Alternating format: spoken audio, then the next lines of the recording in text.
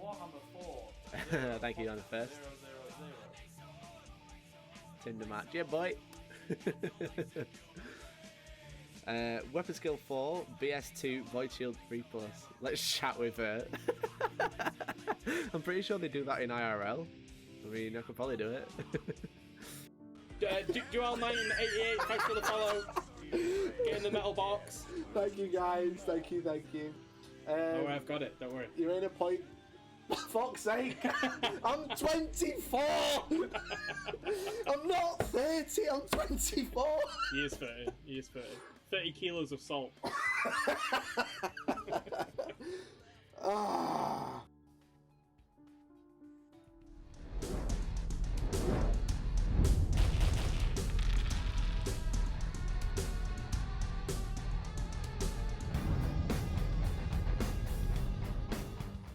Look at that fancy shit. And I'm all zoomed in. Yeah, it comes with a quick release adapter, I think, as well. Oh, it comes with 3 nozzles, that one as well. I'm going to save that one. Let's add it to basket. Includes 0.2, 0.3, 0.5 needles with nozzle broad spray pattern.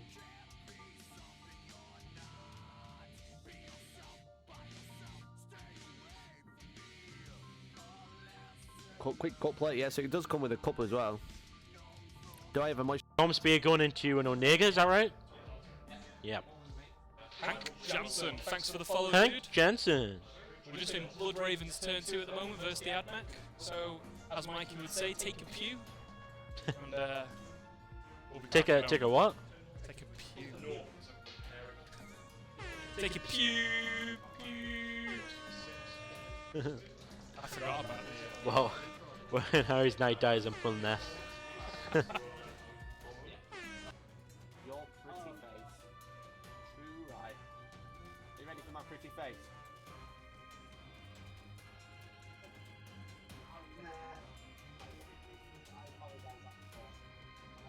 Pitch. This is carpet, let's go fishing. Let me get me rod out. Fishing. Anyway, not in Super public. rod. Super rod. Banana is on a 600-second cooldown.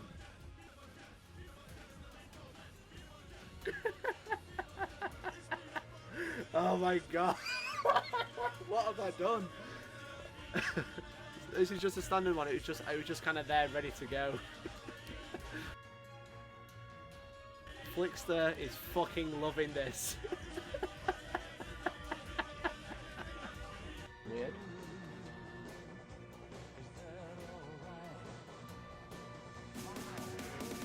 Shoshi's minis. Shit, man. Holy fucking shit. Hey, Genuine. How you doing, guys? Tigris, Dark, NG Luminous. Thank you so much for the host, Shoshi. How are you? Thank you. So if anyone would like to purchase any, there are limited numbers, and I'm kind of taking first come, first serve. Leave all that one because it's cocked. 666. See that? There, where you were about to get zucked in the face. That's it. Now jump pad. Holy shit. You can launch. That's it. That was be sick. Right. Oh shit. Get your AR out, or a sniper rifle, and go for the. Where are we going? Straight forward. Here goes. You just jump. How do you do it? Wait. Use. There. Oh. That was it. How do you Press get? your parachute. Oh my. Where's the what's the parachute button? This guy's just looking at me like, what the fuck are you doing? Teammate going your retard. He's giving you the blue bottle. Go back. There's a blue bottle right next to Oh him. shit. I'll give him this shitty AR. Fucking boy. I've got loads of time, Right. like a minute. Oh my god, I hope someone clip that. Use the jump pad. Alright. Well done. I don't know what the parachute button is. I didn't know you could still use it. Oh my god, I've got. I don't get why they've done that. They've made a contraption that holds bases and it dents. Oh my god, it's a base firer. Guys. You ready?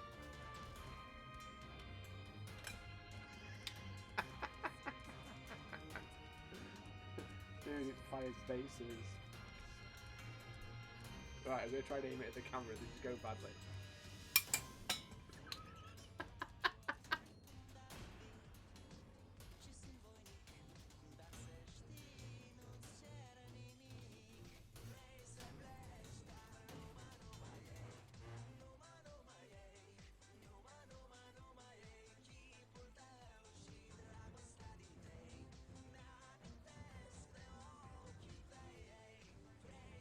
That's all I'm doing.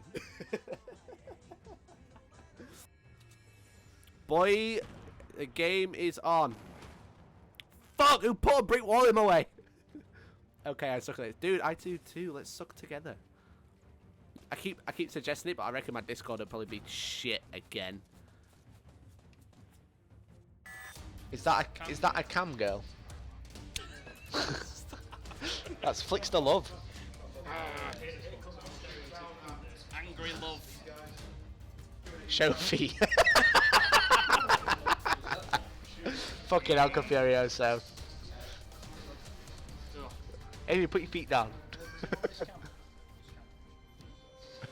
you want to see some feet? Are you ready? Ooh, boy. Ooh. Ooh. That wasn't clipped. I feel like he's failed us.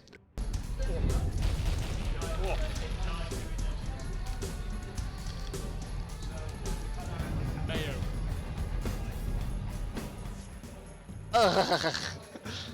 Hello, everyone. That's Well, why I'm done face. we saw an epic hamshank and the Chaos won it by 1, Neil said. I'm pretty sure that's what he said.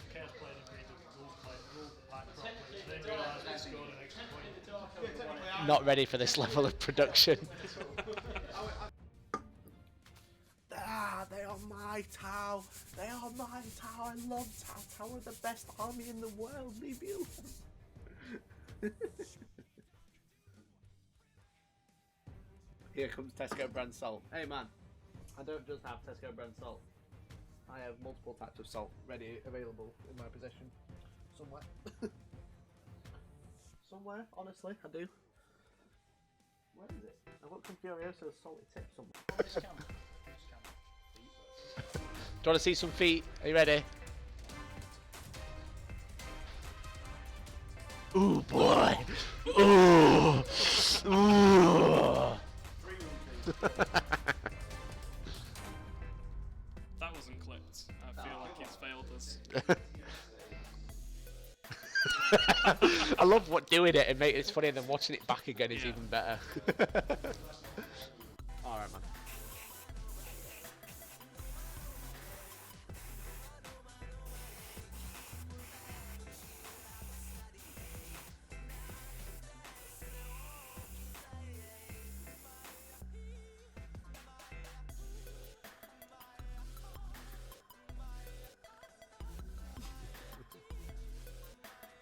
Cheeky person who is goofy.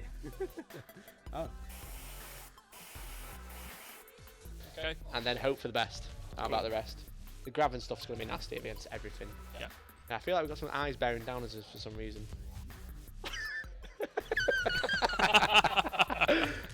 Anyway, we've got a bit of peak, so I'll just drop that down a bit.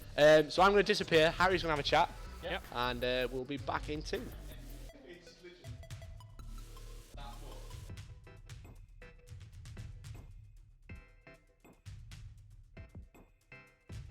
Is that you?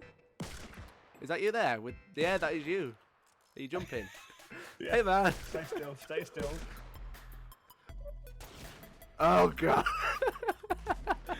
Oh dear god. Guys, this is what happens when he's not streaming. He just turns into a terrible child. Oh. You know, do that, like, subscribe, and stick on, ring my bell. Ding on my bell end, you know, get an alert when I go online. Thank you. First turn, obviously first turn is usually the biggest advantage, but you score points if you hold more objectives than your opponent at the end of the battle round, which... Ah, no! No! Fuck! I'm one of them. I'm so ill. So live on stream. So easy to make. I can make that. I can make one of those, like, if I had the equipment, I could probably make one of those in like 20 minutes or whatever.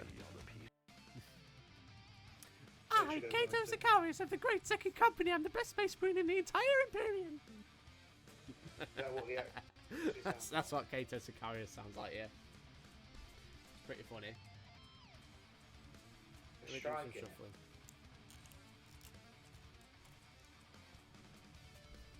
Do that better, guys. We're a bit closer now. Closer together.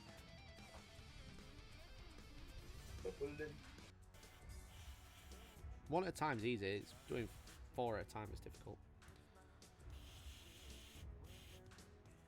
Fuck. Oh shit! They're big here. It's intense, everybody. It's intense. I mean, Space Marine, and it says even the most magnificent blade are devastating. This is boring. I'm going to talk about other stuff. Go for it. My favourite part about Pano Chocolats is when you put them in the microwave, and they're just right. Yeah. You sprinkle a bit of water on top of them, and they don't get crispy or all dried, and you can put them in for like 20 seconds, and it's just right. And that is why Mephiston loves Pano Chocolat. Blood Angels Pano Chocolats for you and all your friends in the Imperium. Enjoy these responsibly on Sanguinila. I just come here for that sexy voice. Oh, Confucius.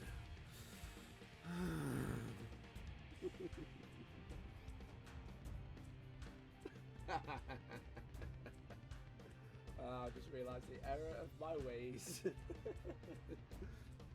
Then, okay, so if you use a butt plug with no lube, it goes. If you use lube, it goes. And if you lose lots of lube, it goes. Welcome back, ladies and gentlemen. The Hello, camera's everybody. Not right. We're in a bit of a rush. Welcome, everyone. Welcome to Hellstorm Wargaming. Welcome to Hellstorm Wargaming's podcast. This is the pre-show where we do all the sound checks. Hello. Hello. Sound check. I haven't even got the chat open yet. I do though. Moon Tyrannid has just subscribed. For What an 20, absolute 24 legend. months, Mikey. That's 2 years. 2 whole years. That's 2 years. Amazing. Damn. Moon son. Tyrannid, type in the chat. Type in the chat. Sorry, Poby. 39 seconds late. What is the world coming to? Oh my god, I don't know why we even bother. Better than some Technically, trains. we're already an hour Yeah. early. Amen. Amen to that. Amen. But how is everyone doing? How is everyone? Is everyone okay today? Do we sound okay? Can you...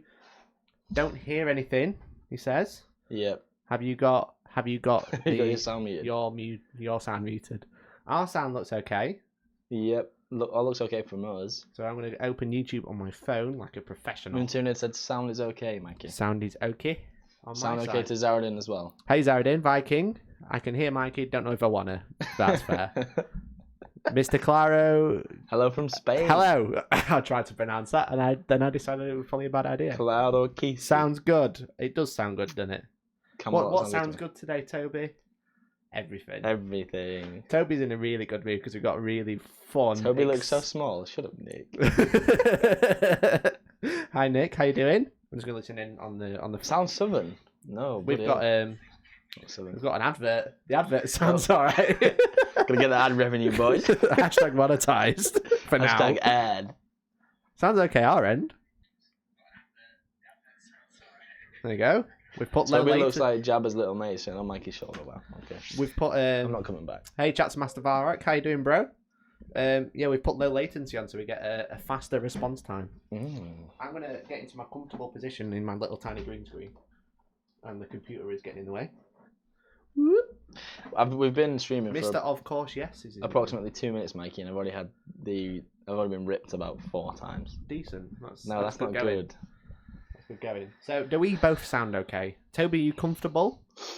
Yeah, relatively. Okay. Relatively. Cool. So I'm just going to make sure I've got the pictures ready for the stream because I don't think I've got them open. We had a bit of a nightmare setting up, didn't we? Because I've lost one of the most important parts of the show. Any news on Grey Knight Nerf? Literally 4 minutes in, people are already memeing about Grey Knights as well. Speaking of Grey Knights, It's Mr. Caldor Drago with a shiny sword. Yeah, boy. Mate, these stink. I just leant over, and it's horrendous. I've got them all out now, so we have to eat them all as well. No, we don't. They look like dog food. You know, I'm just going to open WhatsApp because I think that'll be easier. You sent them on WhatsApp, Toby, and this is a terrible idea. You shared them by an email. You've already told me twice now to send them via SMS. Yeah, by email next time. Thank you. Sorry. Send it to your work through your work email. You did use the new granite paint, right? No, I didn't actually, because it was sold out at Warhammer World. What a nightmare. So it is a new contrast paint though. It is the new. Well, it's not contrast paint. It's just the new base Iron Hand Steel. That base. So tone? it's like a mix. It's like in the middle of Lead Belcher and Iron Breaker, but it's a base paint. So it's much easier to work with, and it just spray them black, spray them Lead Belcher, a thin coat of Iron Hand Steel, and then thinned. Valrak says it's going to be funny when the Blood Ravens get better psychic rules than the Grey Knights in White Dwarfs. I mean, it's not even funny anymore. It's actually going to be legit. They're all going to be able to cast Smite at 24 inch that does D3 wounds. They'll just do flat 2. Normal damage. Just flat 2 just to annoy you. Yeah. But all your psychics do cost about 10 million points. So no, all my tactical squads are going to get it. Could you imagine if you had one psycho in every tactical squad? Yeah, that'd be sick. No one would ever play GKs anymore, man. You literally play Blood Ravens. Just play Blood Ravens. Everyone's going to be playing Blood. Everyone's going to be on the bandwagon when they didn't leak the new rules, but it definitely means Mikey can't play with Red Booty anymore.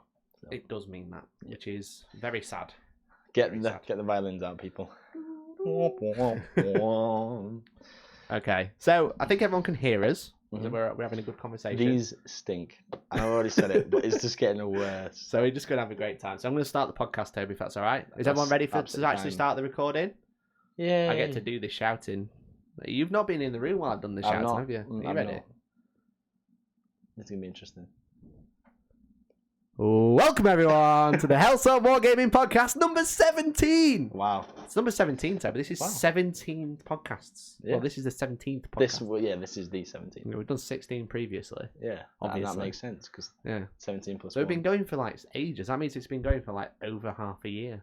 Wow, because they're once every 2 weeks. We obviously had a couple of gaps around Christmas, and we had a gap last time. Wow. At least 34 weeks. So at least 34 weeks. Wow. So I want to say welcome, everyone. We record this podcast live on a Wednesday evening. Live on a Wednesday. It is currently 6:36. We started 6 minutes. We've been live 6 minutes already. We do like a little cool pre-show. Then we do the podcast, which you guys get to listen to in the car or while you're painting. Yeah. That model looks really cool, by the way, guy. Dude, my dude is listening. Keep painting, man. Yeah. Nice brush strokes. The next one will be 18. Meaning you'll all be legal in 50 states. the podcast will be legal in 50 states. But it could already be driving for 2 years. Yeah, it's crazy. Yeah, it's weird. Right? We record these podcasts live, so thank you very much for listening. If you are live, welcome into the chat. We're live on Twitch, YouTube, and Facebook. Mm-hmm. If you're listening back to this podcast on SoundCloud, iTunes, or Spotify, well, thank you very much. Appreciate it. Amen. Amen. Brother but I'd say sister. if you do want to join in live, then you can join us on a Wednesday evening, UK time. So usually around between 6 and 7 we start. Yeah. If you want to support the podcast, then listening in live is one of the cool ways. You can also subscribe.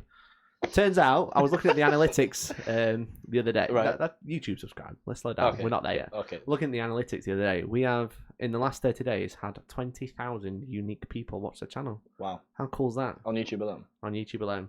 Amazing. Why the hell haven't 12,000 people subscribed? That's crazy. 8,000 subscribers, crazy, 20,000 people watching. That's crazy. That is crazy. The thing is now with YouTube algorithm as well, you don't have to subscribe to always see the new videos, which is a problem, kinda, right? Yeah. Because you will see your most viewed channel regardless of whether you subscribe or not. Yeah, subscriptions is so arbitrary. Yeah. So they used to be really important, right? But they used to be. Now it's just like, are people watching that video? Yeah, right. We'll promote it. We don't care. Exactly. He's got 3 subscribers, but he's got 4 million views, so we'll promote it. Anyway, so you can like and subscribe on YouTube. You can follow on Twitch. You can obviously follow us on SoundCloud and Spotify. If you want to support us financially, then you can support the podcast by joining on YouTube, subscribing on Twitch, or you can also join Hellstorm Wargaming.co.uk, get some extra battle reports. It's the cheapest way and it's the most direct way, because if you wanted to know, we actually make the most money from the website, like the cut wise. Because if you subscribe on Twitch, we get some money, but we do lose a lot to Twitch, whereas the website's the most direct way. So if you wanted to do it financially, then there you go. There's the options. And also, biggest way you can support, turn ad blocker off. Cha-ching! Can I just follow you folks around? Yes, no, you can, James. No, you can't, James, because you smell. Sorry, mate. Does it? Yeah, he did. It did smell. No, he did. That's James. Obviously, congratulations. He actually Yeah, won. well done. Did he win? He won. He did win. He did win. Yeah. And you remember we were talking about the top 3. Yeah. And then I forgot who actually won. So that's 2 heats James has won now. I think he put a picture on. This is either the last time or this time. Drinking from the golden chalice. Amazing. Yeah. I'd definitely do that if I won. No, So- he hasn't won a heat before, I don't think. This is He won he's heat got, 3. No, he's got all cups now. I think he came 3rd, 2nd, and this was the one he needed to have all 3. And now he's got the Infinity Gauntlet of The Infinity of Gauntlet heat. of goblins. Well, no, he needs the middle one. Infinity He needs Gauntlet. a life stone from the finals, right? Yeah. So So hope everyone's well. So today I'm joined by Toby. hello, Hi, Toby. hello, Toby. Toby, this is the first time Toby's joined in the studio for a podcast. Yeah, I've been on the podcast a couple of times now, but Yeah. never in the flesh. And he's going to So- join in the YouTube's favourite Yeah, part of the great. show. Great. And he's not excited. No, we I have a special. They look thing. like they literally look like stuff you would give to your dog. Yeah. So thank you to Jamie Miller, who's in the chat, who actually donated these snacks. We have them. We got them this Oh, morning. Jamie. You've just been insulting. Jamie's them. like, I know what they are. You're a fucking prick.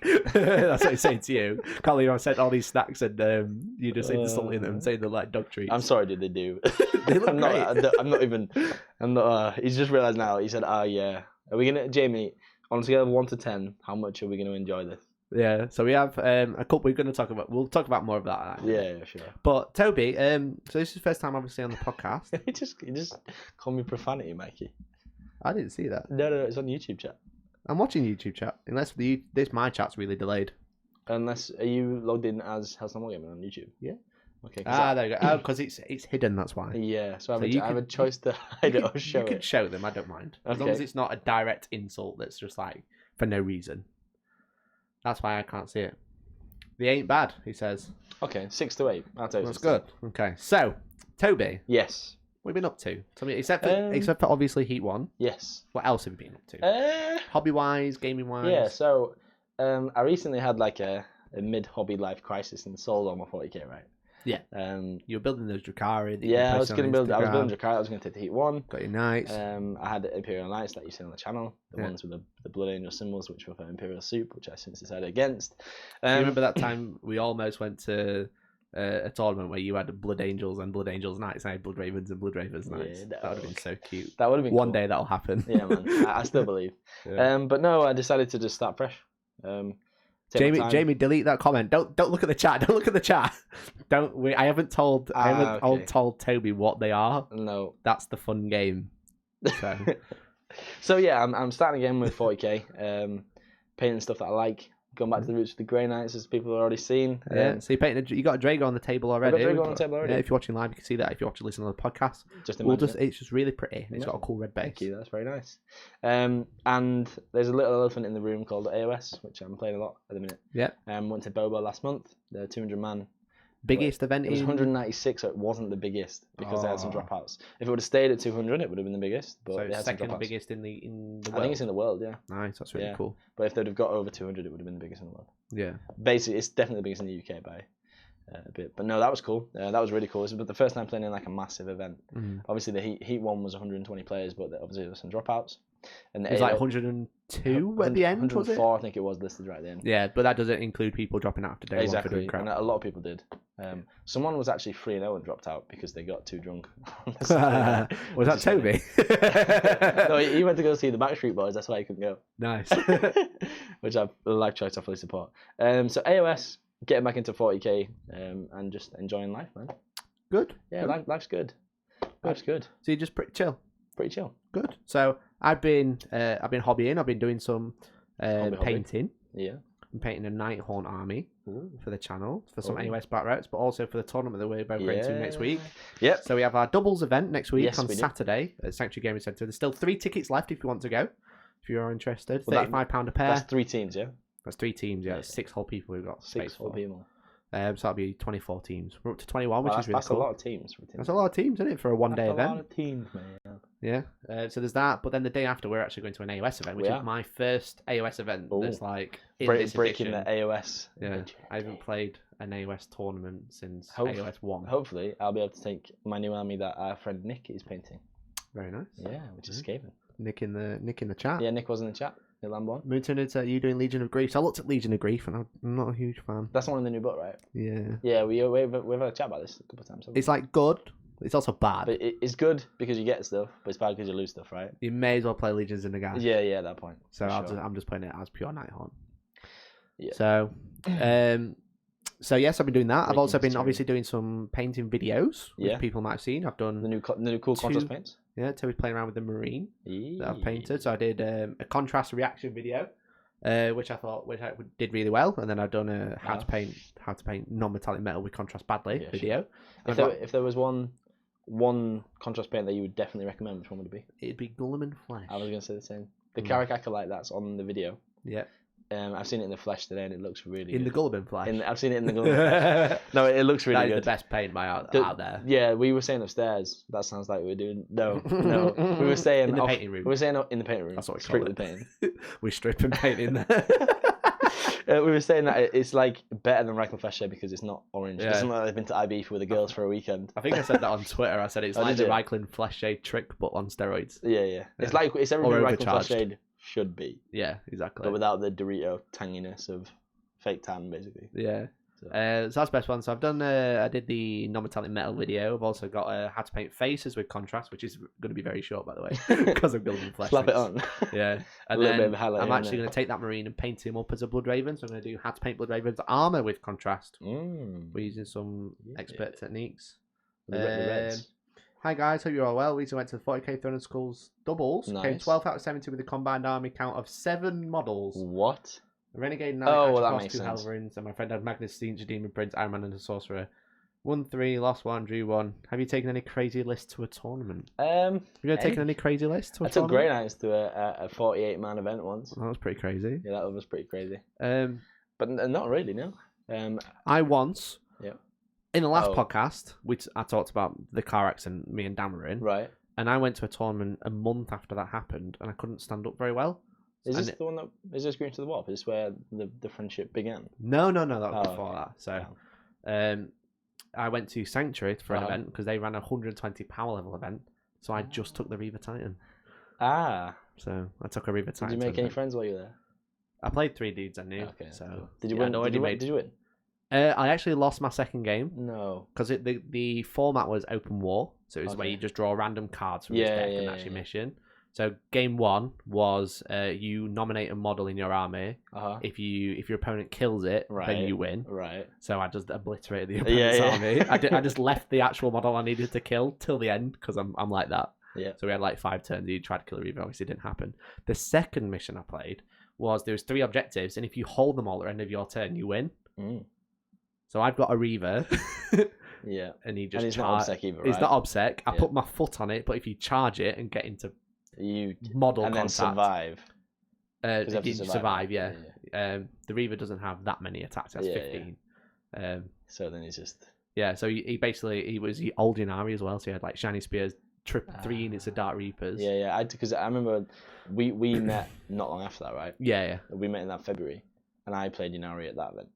Yeah. So So he just butchered it and then charged it with warp spiders and shiny spears and just survived. So. And then held all 3 objectives, so I lost that game. And then third game, I played against Magnus Mortarion and a Knight in a super heavy detachment. That's how long ago it was. Oh, okay. And then he had a card where he brought a model back, so he brought Mortarion back after I blew him up turn 1. Sure, that was nice. And then I killed him anyway. The big giant pin thing is a sock. Yeah. This is my pop shield. On a first, you've been around for a while. You know exactly what this is. This is my microphone with a crappy pop shield on it. So. Yeah, there's the random chat. That's what I've been doing. I've been painting, doing some videos. I've got another contrast video coming out this weekend. Videos for days. And then another battle report coming out on Hellstorm Premium. I've also been down a bit more recently and filmed some battle reports. Yeah, you've been down. We've got a couple coming out. Yeah. With you in. I even filmed one myself. You filmed one all by yourself? All by myself. I wait even here. I'm a big boy. Well done. Thanks, Mikey. So, we're going to get on to YouTube's favourite part of the show. Okay. We got a fun game to play. with this favourite part of the show that Toby is looking forward to. No. However, we start with... Is desktop audio muted? No, it's not. Okay, that didn't work. 1 second. Sorry. Technical difficulty. Technical difficulty. Please stay tuned, folks. Thanks. It's alright, because I set the wrong output, that's all. Zaradin went 4-1 at Heat 4 with Grey Knights. Okay, you said guard though. It doesn't really count if you do it with GK's guard and 3 assassins, right? It does not. You have to be pure, man. Pure Grey Knights, but first we have... Why isn't it working? This is just terrible, bros. This is just absolutely terrible. The sound's not working. Well, this is not my fault. That's simple. It's not your fault, not this time. It should be. But Professional Viking XD, perfect. Viking XDK. Has anyone watched Chernobyl on Sky Atlantic? It's working now. Cool. We good? Yeah, I think so. All right. It's time for the food review, everyone. Let's get it. We can't hear it, so I'm going to turn this up so we can. There we go. We can hear the music now. Oh, is that too loud, everyone? It doesn't look like it's too loud. It shouldn't be. It's time for the food review. JC2192 just cheered 1,000 bits like an absolute legend. Thank you so much. What a hero. What an absolute lad. Premium content will require premium Blood Ravens index shitposting. It certainly will. Can't wait for that index to come out so I can bitch about it for like 4 hours. Anyway, YouTube's favourite show. It's not about Warhammer. It's about food. Food. Because, you know, I'm a large man. I like food. And also we did this once as a joke and then it stuck. Funnily enough, we started the food review because we noticed that viewers weren't coming in for like half an hour. Okay. So we're like, okay, there's a bit of a lull time, so we'll do something that's a bit of a joke. We'll like review some snacks Right. and see what happens. So what happened is we had a bit of something to do before we got into the main bulk of the show. But now, ironically, more people tune in for the food review than they do the actual show. So it is quite literally, statistically, YouTube's favourite show. Wow. So, in front of Toby, Dral, thank you very much for following. In front of Toby, we have 4 circles, which have 4 snacks. Yep. So, these are known as combos, okay? So, Toby, if you close your eyes, I'm going to show the chat the packet. God. So, this is the packet. Don't look. This is one of them. So, we have, as you can see, this is one of the flavours, right? Okay? Well, they're not just all simple flavours. They're actually all quite interesting. So the game we're going to play is, Toby has 4 sets of snacks in front of him. Uh-huh. So they're all circled in different colours, and they're all 4 different flavours. Okay? So we never had these snacks before. And as I said earlier, they were donated by Jamie Millie, so thank you very much. What we're going to do is get Toby to choose one, try it, and I'm going to try it with him, because I'm not rude. Okay. And Toby, you're going to try and guess the flavour. I'm going to show the chat the packet before you try it. Right. I'm going to get you to guess the flavour. How fun does that sound? It's really scary, actually, because they smell like absolute As a mixture, death. they're probably like quite weird. So, will you choose a colour? I'm going to show the chat the packet and then we'll try one I'm together. going to go for the brown ones first, Mikey, right? You're going to go for the brown Yep. ones. Okay, so that is this flavour. It is reversed, but I'm sure you guys can work it out. You're all very clever. If you're listening on the podcast, you've got no idea. But okay, so let's get one. 1 sec. Shall we close that down so people don't Yeah. spoil it? Yeah. Okay. Cool. All right. So Toby can't see the chat. Okay. I can see the chat, so I'll relay any Oh messages. God, this is. So I have a treat. So we'll go for brown. Cheers, Mikey. Cheers. So you have to. Do you want me to tell me about the snack first before you actually go and try it? Do you What's it want? look like? Okay. What's it? So the snack itself is spherical in not spherical, It's like a cylindrical in shape. Cylindrical. It looks like there is dried salt on the surface. Yeah.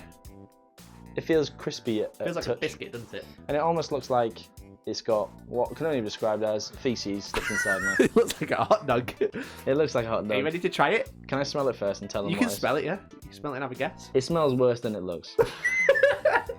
It's a... So to me, Oh, what's it smell like? it smells like pizza. Really? Okay, let's try it. Let's find out. I hope that's tomato.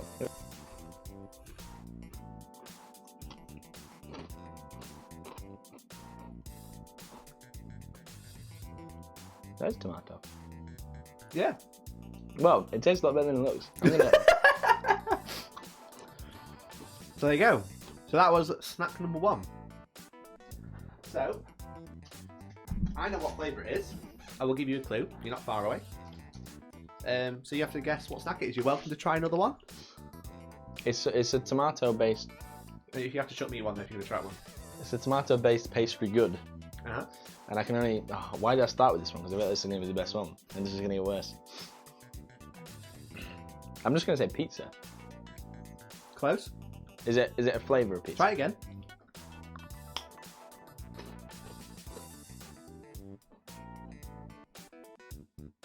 What type of pizza, Toby? They shouldn't see his face. It's intense. He's trying to work it out. Is it pepperoni? Yeah. Well done. Yeah, boy. Pepperoni pizza flavour. You got it, everyone. Bang, bang. One out of four. The tomato is like slightly more intense than pepperoni, right? Yeah. Yeah, so pepperoni pizza flavour. How cool is that? They're quite nice, aren't they? They're alright. You were so nervous. You were like, these are going to be like sick They flavour. look like, you know, if anyone has a dog and they have like bonios Yeah. with the stuff inside, Yeah, that's what they look like. that. They're very bizarre. Mm. But yeah, that was pepperoni pizza flavour. Okay, Okay, so we'll just go along. We'll just go blue now, Mikey, You alright? gonna go blue? I'm gonna go blue. My eyes Okay. are closed. So close your eyes. This is the blue flavour. The scary thing about this, guys, is I actually have no water here, so if I don't like this, I just have to deal with it. And they're quite dry, aren't they, Mikey? Now a little bit dry. Are we good? Yep, so we've showed everyone the blue flavour. Okay. I'm going to grab one. I'm going to grab a couple actually. That gives me a bit of confidence because... It's just so you don't have to throw them. Oh, God, this... Oh, yeah. Wow, this smells interesting. So... Okay, so this one smells a little bit smoky, Mikey.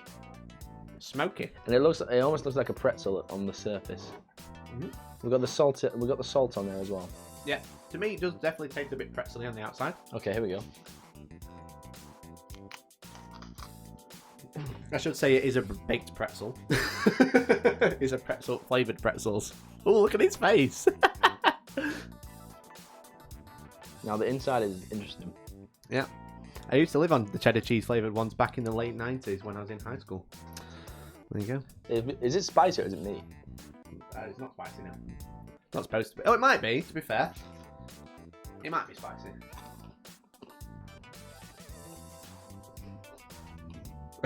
Toby's face right now is he's like he doesn't know if he likes it or not. That's what his face I don't says. like You don't like it. Can you work out what type of flavour it is? I sense a bit of cheese. Mm-hmm. So spicy cheese. Yeah. So would you say that was buffalo blue cheese? Oh God, it makes me feel worse knowing what it is. Buffalo blue cheese, that one? Spicy cheese though. That's the one. Spicy cheese. Yeah, close enough. That's basically 2 out of 2 so far. That is 2 out of 2, Toby. So, Okay. we're going to go green next. All right. Okay, well. So green, everyone. A bit of a trick one, this one. It's also getting green screened out, funnily enough. So that's what flavour it is. It looks like that. So Warhammer comes next. Warhammer's the boring bit. Are we good? Okay, yeah, go for it. So try green. The saltiness of that previous one is... It's very salty, isn't it? Yeah. Okay. So, visually, it looks the same as the last one, but so does that one as well. So, apart from the pepperoni one, they all look very similar. The pepperoni one's like a... Actually looks like rolled up pizza, where the other ones are very brown and look more like a pretzel. See, I'm getting very little from the scent. Mm-hmm. Well... But Toby's expression, I've just got like in for a penny type expression. So obviously everyone watching live can see this, but I'm trying to describe it for the podcast listeners. He's sniffing it. He's giving it a good sniff. What can you smell, Toby, before you try it? What's it smell like? I'm sorry for people listening. You can't actually know what the flavour is. I can't put my finger on it, but I can put my tongue on it. Let's go.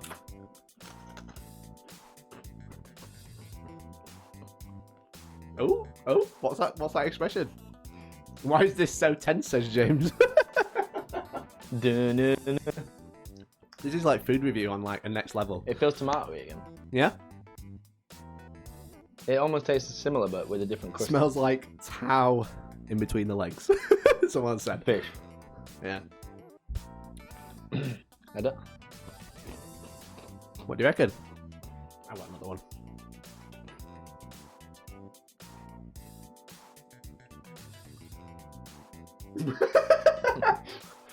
Oh man, I wish you could see Toby's face.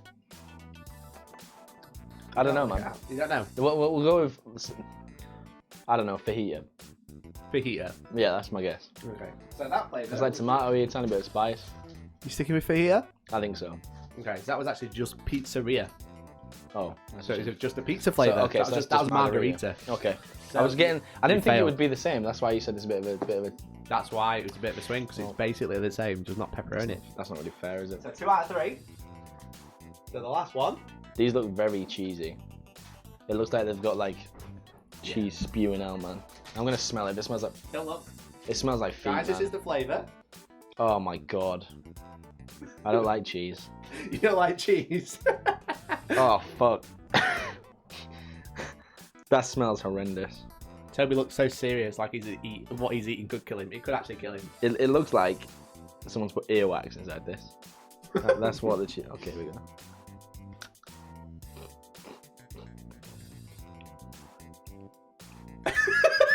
Toby's face is amazing. It's confusion, but he's like, every time he bites one, he's giving it a good effort. And he's like, do I like this or not? And that's the cheese. expression. That's definitely some kind of cheese. Yeah, that's cheddar cheese flavour. Cheddar cheese. So Is 3 it- out of 4. It's like a weird mini cheddar. Yeah. Alright, okay.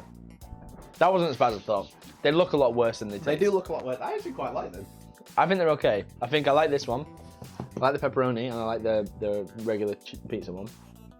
Not bothered about buffalo cheese. Not crazy about the buffalo, not really that bothered about the cheddar cheese. Okay. They're That's okay. yeah. They're alright. That's definitely a snack I'd eat while I'm playing Warhammer, I think. Yeah, for sure. Although, can confirm, does make your fingers smell. It really does. My fingers. Oh! So yeah, don't go picking up models because you'll make them smell. I'm gonna lift the chap now and say hi to you, William. James says, me and Manny just talked about 40k on our review. Man, we missed out. Yeah, this is trademarked Hellstorm. If I see another Warhammer podcast doing food reviews at the beginning, I will copyright strike it. Yep. Strike it now. Strike it. I will take that revenue. Who doesn't like cheese? A lot of people don't like cheese, especially people that are not lactose. Lactose intolerant. Yeah, lactose and dairy intolerant, right? Because you don't even know if you like cheese, right? Imagine that. You're not sure if you like it, you just can't have it. Can't physically have it. And so you see someone like, I love cheese, and you're like, I can't even try it. Yeah. So, we've got a bit of a sad thing to say, that we did start a tier list of snacks, but I couldn't find it. Other Warhammer podcasts talk about Warhammer. We do talk about Warhammer in a minute. on. We've got to tier it, and then we're going to Warhammer. We all like Warhammer.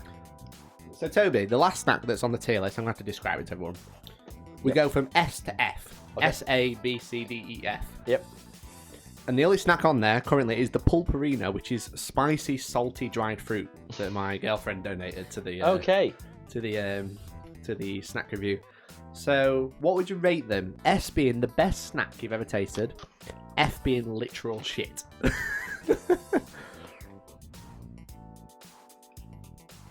Well, so let's take a couple of things into consideration. Number one, I'm going to think about the snacks that they would replace in my life, okay? Alright? Okay. And that would be a crisp, right? Sure. And the thing is, I'm a sucker for a crisp, Mikey. So, For me, they'd replace pretzels. Because how that's often what do they you are. have pretzels though? They're not very You can't replace something that's not there. To be Then it fair, wouldn't them be a sour replacement. cream and chive pretzels that they do in a bag, Alright, when was the last time you had them?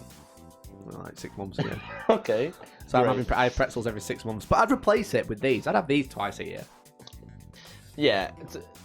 So it's not So the best, are they good snacks? not the best meal I've ever had. Taste-wise, the ones that I think I would have liked are great. Would you buy them on the shelf now you know what they taste like? Would you like, oh, I don't think I would, you know. You wouldn't. You just No, go I'd for a just bag of get crisps some or crisps. something. Fair. So you'd rate it like a B, maybe a C, A strong C, low B. low B. Yeah. I'd give them like, I think it's got an acquired taste. You know, like the buffalo cheese one. You do? I think that's fucking sick. Oh, right. So I'm gonna give that a B. Yeah. So we'll have to go for a C. Well, as a BC. snack. BC. BC. We could go BC. C, B minus. I'm happy to give it a B. B minus. So we're gonna give it a B. A B minus. B minus. There's only B. There's no, No, B no, no, minus. B There's minus. B or C. No, B minus. Okay. So we'll give it a C.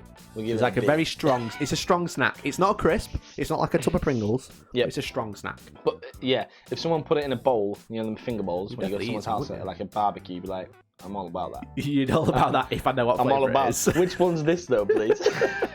None of these coloured rings. Yeah, Can I see the wrapper, please? So there you go. That was the Hellstorm food review. Yay! So we give the combos a solid C. Yeah. So thank you very much to Jamie Miller who donated Thanks, those to the snack review. If you've got your own Legend. snacks you want us to review as part of the podcast, then do get in touch with us, send us some messages, and Here's we'll up. sort out some postage and stuff. And then we've had 2 snacks donated now. And we also got those Gibraltarian snacks when we were in Gibraltar. Yeah. So I mean, from fans, because we had Nuka-Cola sent yeah. some snacks, and I'm going to make sure they get some stuff as well in return. where'd the Vegemite as well? Yeah, that's the one from Yeah. Nuka-Cola 38 on Instagram. Yeah, bro. So he's a legend. I'm glad I Jamie's a wasn't here legend. for that, though. No, they were really nice. I actually smashed the crap out of them. So there you go. That was the Hellstorm food review. So now everyone's going to die off and not bother watching the rest of it. But that's okay because that's YouTube, statistically, YouTube's favourite show. Okay. According to Hellstorm's. And we can live with that, Mikey, can't we? Yeah. We can live with Yeah. that. So All right. now everyone's been complaining. Yeah. Now we talk about Warhammer. Okay. Why would you just start a podcast about Warhammer when you Yeah, could do come something on, else guys. first? It's a Come multi subject show. We're very cultural and literal. So We're talking about AOS, yeah? No, so all this the past 40k weekend, fans are like, no. this podcast wasn't supposed to be this. We're supposed to be interviewing Zach Becker, the Yes. organizer of the LGT, who Yes, will be we joining us next time instead. Uh-huh. So today, Toby, we're going to talk about Heat 1, Okay. the grand tournament, The grand of tournament. Warhammer World. The in 120 Nottingham. man 2-dayer, Yes. which was only 104 in the end because people dropped out. But Yeah. less than in about that. Nottingham, Nottingham, man. in England. Yep. So The hobby mecca. Hobby Mecca, As it because were. it's literally where Warhammer was kind of born. It was born in London originally, but it's now kind of born there. That's where it lives. That's where Warhammer's made. Yeah, that's where it lives, man. That's where the factory is. That's where the biggest. Well, I don't know if it's the biggest Warhammer shop because it might be the Citadel now, the one in the US. Yeah, maybe. It is a pretty big shop, though. It is pretty big. Well, there you go. So Warhammer World, Heat 1. Heat 1. So obviously, what Games Workshop do, they run the grand tournament where they have 3 to 4 heats. Yes. I think it's 4 heats now. Yeah, it's 4 heats. And then the top players, the top cut of players, Top 35. 35 at this one, then are invited back for a final Mhm. where then you fight it out for the champion to become the champion of the year. Oh. So, yes. So Yes. Toby, you went. I did go. You had a great time. So Yep. I was trying my damnedest to bring you, but you were Yeah. having none of it. I wasn't very well. You were not very well last weekend, were you? No. No. So I went on my own basically, but there were so many people there that we knew. I knew, sorry. I was never really on my own. Yeah. So yeah, it was good. It was a really good weekend. Mhm. If anyone's umming and ahhing about whether or not they should go, I think you should go.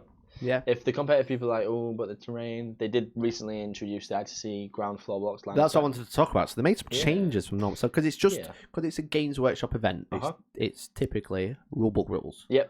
There's Eternal no War missions, changes. rulebook rules. That's it. That's it. It's all there. Just straight up. It's just vanilla 40k, right? Nothing added. So the the change, and people were a bit undecided about whether it was good or not, purely because of how they announced it. So you know how previously, well not previously, but you got your invite to the final yet? Not yet. No, it takes about a week. Yeah, you don't get them for a while. I've actually only just got my AOS finals one, and that was at the start of May, so it takes like a month. Yeah. Well, there you go. So not got it yet. But basically, if you were going to a traditional event, you would read the rules back online. Sure. You make a decision based on Which that, they have. and then buy a ticket. And then you buy a ticket. Okay, so for those people that did that exact same process, when they arrived there, in fact, not when they arrived there, Mikey, when they were deploying for game 1, Okay. there was a announcement.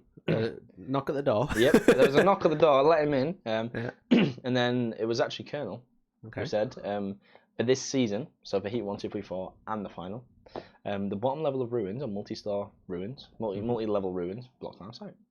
Okay. Interesting. So Which- that is quite common at most events. Yeah, and it is, but people do tend to make a list based on that, or based on the fact that it is absent, right? Yeah, it's a quite common rule introduced by the ITC for their terrain to make the terrain more interesting. In what case, terrain's pretty crap. As granted, especially the stuff that GW make because it has loads of cool windows and doors, but obviously you can see It's not very straight through them. functional, right? It's not very functional in- to play. in- So they in- block line of sight at the bottom. But normally, if you're going to play an event, it'd be in the pack. It'd say Exactly. we're going to be using the ITC multi-level ruins rules where the bottom blocks line of sight. Yep. So during deployment, Yep. you were told that now the bottom blocks Personally, line of sight. we got to the table on time. We were deploying on time, and they told us mid-deployment. So Wow. if you were late, that would be fine because you could then redeploy. But it wasn't a massive issue for me and my opponent. But if it was well, it's never going to happen in game 5. But if you were playing against an army, if you had an army that relied on it, I would be inclined to ask my opponent to redeploy. So can I redeploy based on this new rule? Because it's a brand new rule that's technically halfway through a game. Exactly. Which is very interesting. It is interesting. A lot of people welcomed it because it's widely perceived as the way to play it for 40k competitively. Yeah. Certainly every event I've been to has adopted the rule from early on. All right. So James says it was announced late as the head office took too long to approve it. Not sure if that's true. Maybe. Who knows? We don't know. We don't know. I'm just reading the comments. But There it is. there's late and then there's on the day of the event, right? So, but if they want it to go all the way through the heats, then it makes sense to do it now. Yeah. Heat That's 1, literally the latest they could have done it. Heat 1's a bit like that, but Yeah. then Heat 2, 3, 4, it's fine. James literally jumped up and down cheering. Did you see that? No, but there was a lot of people that did, and funnily, it was all the competitive people. Yeah. They all just. So I agree that should be in play because Warhammer World is notoriously known for not having great terrain. It's looks beautiful. The terrain's really nice. It's painted super well. It looks awesome, but there's not enough of it. Yeah. And when there is terrain, it doesn't do very much because it's woods or it's like a building with loads of windows in the bottom. So you may as well not play with any terrain. You might have heard the phrase bowling alley. Yeah. Right? Planet bowling ball. Yeah, and that's what people say when it's literally just my army, your army, big gap in the middle. I just shoot you as fast as I can. You have some woods at the either side or whatever. Exactly. So it looks cool. The rule obviously great. Didn't really matter too much for me because I had 72 SMS shots, right? Yeah. So I know line of sight on 72 shots. Yeah, exactly. Which we'll go about into my list very, very shortly. But just before we do that, I got there on the Friday, finished work. Yeah, cool. Drove down as fast as I could. Got there as fast as I could. Wanted to see everybody. And I had a practice game against a guy called Stephen Jack, Mikey. And he's actually coming into Hellstorm 3. Oh, we said that at the same time. Oh, That's cute. Jinx Pallet Bomb Medic. This is going to be a very short podcast. Podcast over. So yeah, I played him and he actually had 5 LR5s, Mikey. Ouch. Which is not fun for anybody to play against. No, it is But not. I wanted the challenge because I'd never done it before. Tallow Polis, thank you very much for I following. have done it before, but not with the list I took because I was relatively inexperienced. Had about 2 games with the list. We played on Premium. Yeah. Remember that list? I remember that game. Do you remember that game? I do remember that game. So if you want to go and find out what happened, go watch it. Yeah, it shivers towards the end. So yeah, I did that. And I actually lost that game, Mikey, but it was more of like we were both playing together, not against each other, if that makes sense. Yeah, you're trying to work out what's the best play you could make with your armies. Yeah, exactly. What would we do? I made a massive mistake and left a gap for an autotype to get in, which I didn't do actually in the event, and I played against a guy with an autotype. Nice. So that was good. I wasn't stressed about the game because I'd played it before and I knew how to beat the list, basically. So cool. That was a Friday. That was out of the way. Went out for a beer after. All good stuff. Ready for the Saturday, okay? So now we're at the event. Should I talk to you about my list? Yeah, I was just going to say, Jamie Miller says, I'm happy with the C. Over here, there's something you grab in the gas station to eat an hour plus car trip, really. Sorry for the delay, I had to pause. Yeah, don't worry about it, Jamie. No, I really appreciate it, man. Thank you very much for donating those snacks. Yeah, it's super cool. I can see me buying them in like a petrol station. Do you know what I mean? Grab them. Do you mean in a gas station? Do they do more flavours? Do they do more flavours? If they do more flavours, Jamie, hit us up because there might be some even better flavours. Yeah. Okay, so... Thank you very much, dude. I brought 9 broadsides, Mikey. You brought the town list. I brought the town list. The town list. The town list. Refined, not the town because that was the town list. That was 2K, right? So it's refined down to 1750. Yeah. So it was... tell me a bit about your list. You'd have to go like every single weapon. Yeah, tell me okay. what's in it. Cool. So there was 7 weapons. No, so I had a Tau Sept battalion. Okay. In total, I had 10 command points. Sure. I had a battalion that was Tau Sept, a vanguard detachment that was Sasea, and a outrider detachment that was Tau Sept as well. Cool. So in the battalion, I had Shadow Sun, auto include for Tau. Everybody knows what she does. Double Carrion, or Moncar, then Carrion, not Carrion, then Moncar, which I nearly made a mistake of in the heats. F in the chat. But I didn't. Most of the time, I ended up just standing still and shooting twice because, like we've already explained, the terrain on the tables is a bit sparse and inconsistent. It's probably the best word. Yeah. So most of the time, I just double Carrion. Then I had Cadre Fireblade, which is my Warlord, with 3 Unity Devastation, and the Pure Tide Nero Engram Trip. Yep. This is CP what you see everyone with. Yep. CP farm. When you or your opponent uses a stratagem, 6 up, get it back. And pick a target. We shoot you better. 6 is the 6 is the wound, -1 AP. Additional -1. And then I had 3 units of 5 Fire Warriors. What else did they even have? You had the horrificness. 3 units of 3 broadsides with the High yield missile pods. High yield missile pods, which are 8 shots per broadside, strength 7 -1 D3 damage. And I was so bored of rolling D3 damages at the end of the event. I bet. Because they're so swingy as well, D3. Like, you think, oh, D3 damage, nice. But I'd rather them be flat 2. Yeah. Right? Because then you can at least rely on it. SMS, so 8 SMS shots as well, strength 5, no AP, damage 1, ignore cover, and line of sight. So they ended up being really good. The workhorses. We have a little moth joining us in the studio. Moth in the chat. And velocity trackers, because I thought there would be loads of Eldar flyers, loads of good things with flying the meta, but I ended up only playing one list where it really mattered. Nice. Which is great. Actually, 2, because game 5, everything flew. Yeah.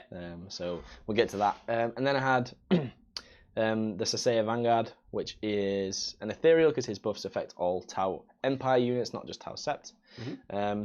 And in that we had this the Firesight Marksman, because they get to reroll a failed hit. Sure. So 3 of them, reliable Markolites. And what else did I even have? Oh yeah, I had another commander, a Cyclic Ion commander with 3 Cyclic Ion blasters, an ATS, which was the hunter, the one that tried to deal with the planes because it hits on 3 against -1. Sure. So it's really nice. Strength 8, -1 D3 damage if you overcharge. You have to worry guns separately because you can take 1 more wound per gun, which I didn't know until I actually read the book. And then in that detachment we had 18 shield drones. Cool. So 18 shield drones, 9 broadsides, 3 units of 5 fire warriors, and some characters basically. Yeah, if you're watching live, you can see the list on the screen. Now. Yeah, bingo. Again, Tau painted this very beautiful army. Tau painted Tank painted this. Tau painted the tank army. And Colonel actually said to me, "Did you paint this list because this army because we want to give you a best army nomination?" Ouch. And I had to say no. Yeah. No, it wasn't me. I did tell Tank straight away, and Tank was very happy. But unfortunately, I didn't get best army nom because I didn't paint it. Yeah. And damn us for putting our armies online. Yeah, exactly. If not, you'd be like, yeah, I totally painted this. Thanks for the award. I realised, where's the Riptide on this picture? So yeah, that's that. There's no Riptide. I didn't have a Riptide. Oh, you put Commander instead? Yeah, so this is 1750 version. Of course. So the 2K version is a Riptide and only 1 Commander. So yeah, there you go. Thanks Iniquity Graphics. Up the game of graphics. The loom bands. D3 damage is significantly better. Yeah, against Wave Serpents it is for sure. It's swingy though. Wave Serpents it's really is good against weird niche though. Yeah, right? it's really good against Wave Serpents, but like against everything else you want 2. Yeah, I only played. You're all 1s. Doesn't matter against Wave Serpents. Yeah, exactly. But it doesn't matter against most things. And then if you're all freezes too, anyway, so yeah, you can't really win.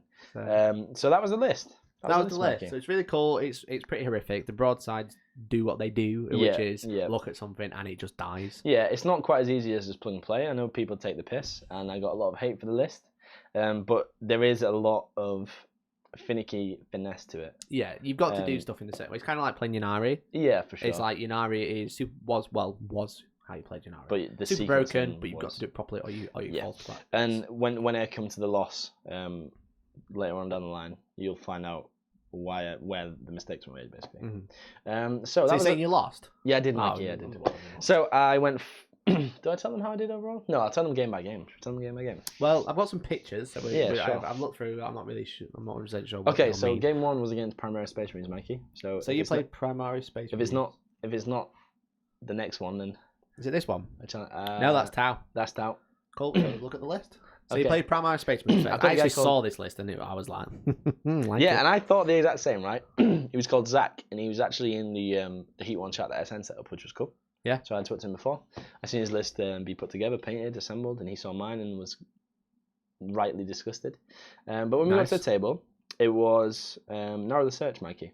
Narrow the Search. That's what I'm with. So it's one objective in the middle. Yep. And then you no invulnerable, right? None of his army had invuln, so he didn't really care. And he basically stuck loads of 2 wound strength 4 Primaris Marines in buildings out of line of sight, right? Right. Near the middle. So straight away I was like, oh god, I've got to basically shoot SMS and rely on free up saves.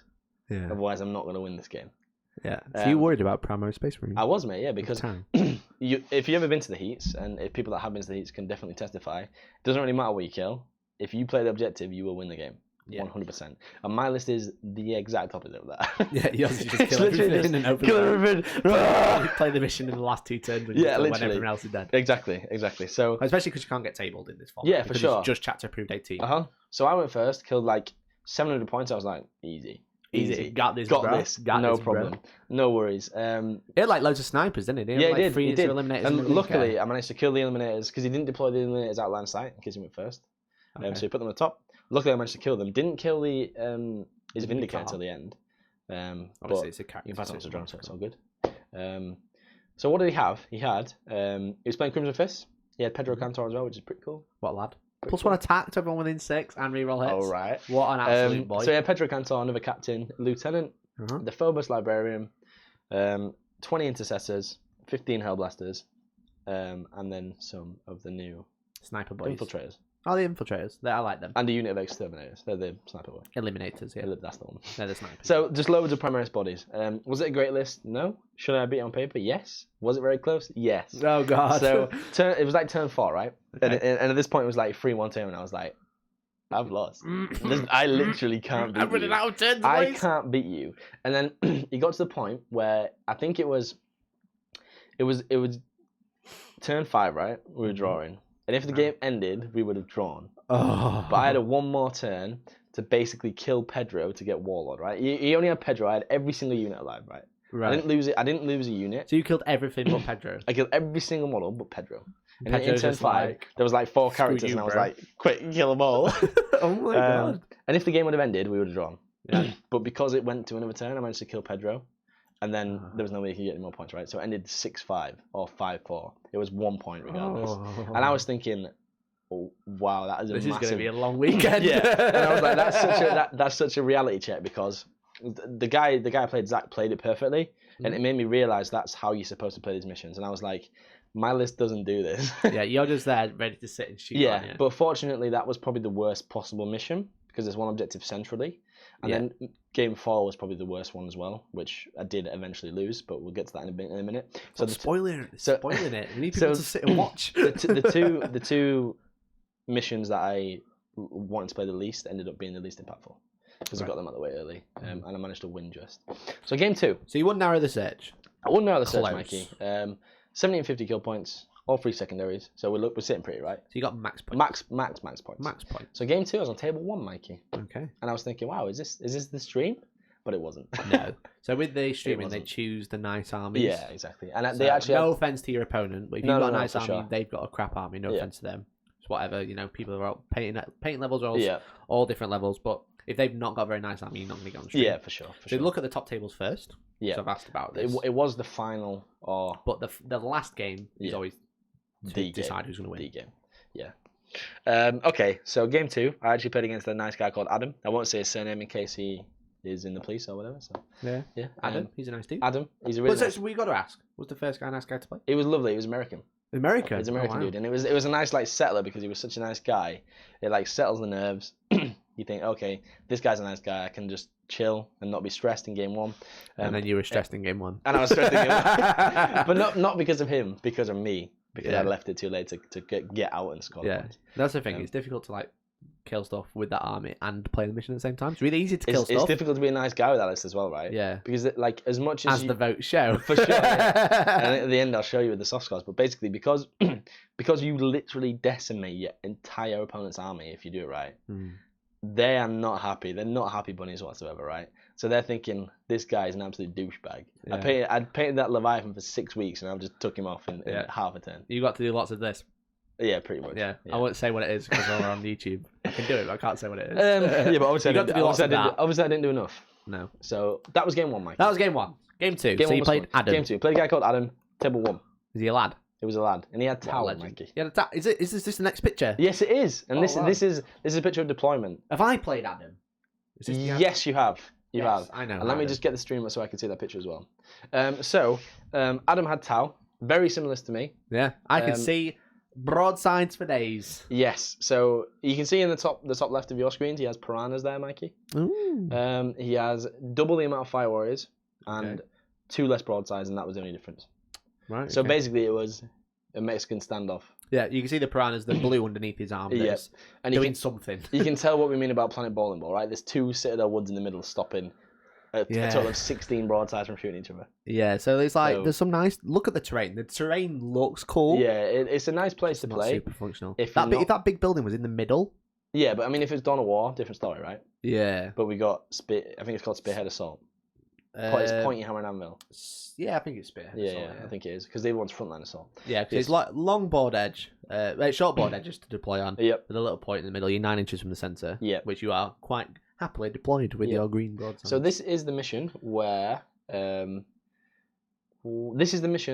you have to roll for the objective, and that is the superior objective, and that's worth 2. All right. Okay. So there's 5 objectives. Oh, so like you a roll. crisscross. Yeah, so they're one in the all they're set out automatically before the game starts. One in the centre, and then one in basically 18 inches. Yeah, for sure. Towards the each corner. You can kind of see one in the middle of the woods, and then the one near Adam's hand, and the others are just in the same. Yeah, so it's like an X, but with one in the centre. Yeah, exactly. And then you roll at the start of each battle round. Yeah, at the start of each battle round. They're all numbered 1 to 5. 1 to 5, and if you roll a 6, they're all active. Yeah, and so when they're all worth active, 1 unless it's active, and if they're all active, they're worth 2. Exactly. Cool. So early on, they were actually active in his deployment, and I was like, oh god, not again. F in the chat. But so, as you can see, I deployed right at the front. Yeah. I won the roll off. Nice. So I was like, oh, I can deploy first. No, he won the roll off, and I was like, oh, I get to deploy first. Yeah. Because he chooses his side, and I get to deploy first. And I was Sure. thinking in my head, You get to go first. yeah, I'm gonna go first. So I was like, I'll deploy right on the edge. You're gonna have to. So I can shoot, right? Because Yeah. it's only 36 inch range on these broadsides. Yeah. People don't. No, that's not that good when you play against Gladius grab No. tanks. No, it's not. So I was like, oh, I'll deploy in the front because then, if I go first, I can shoot. If he goes first, he can't shoot because he has to deploy out of the range if he wants to, right? Yeah. And I saw him measuring the 36 away, putting dice down and deploying behind, and I was like, okay. So what he's preparing for? You can go first.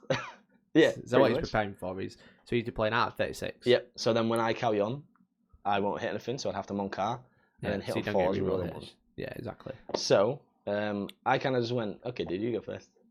Wow. And okay. yeah, and as much of a douche move it kind of meant he had to Moncar and not carry on. Yeah, because he has to do as much damage as possible. Exactly. The only way he can do that is advancing and using. Coming to me. Is it Monk? Is it Moncar is the move move one. one, So you yeah. basically get to advance and move, and then you act as if you stayed still. Yeah, exactly. So imagine you stay still, just get picked up. For all the non-Tau players. So what with Shadow, you both had Shadow Sun. Yes, we do. So basically, what Shadows does a commander lets you do Monkar or Kion. Yep. The Monkar is Master of advance and War. move, Mhm. and then you can shoot as normal. Yep.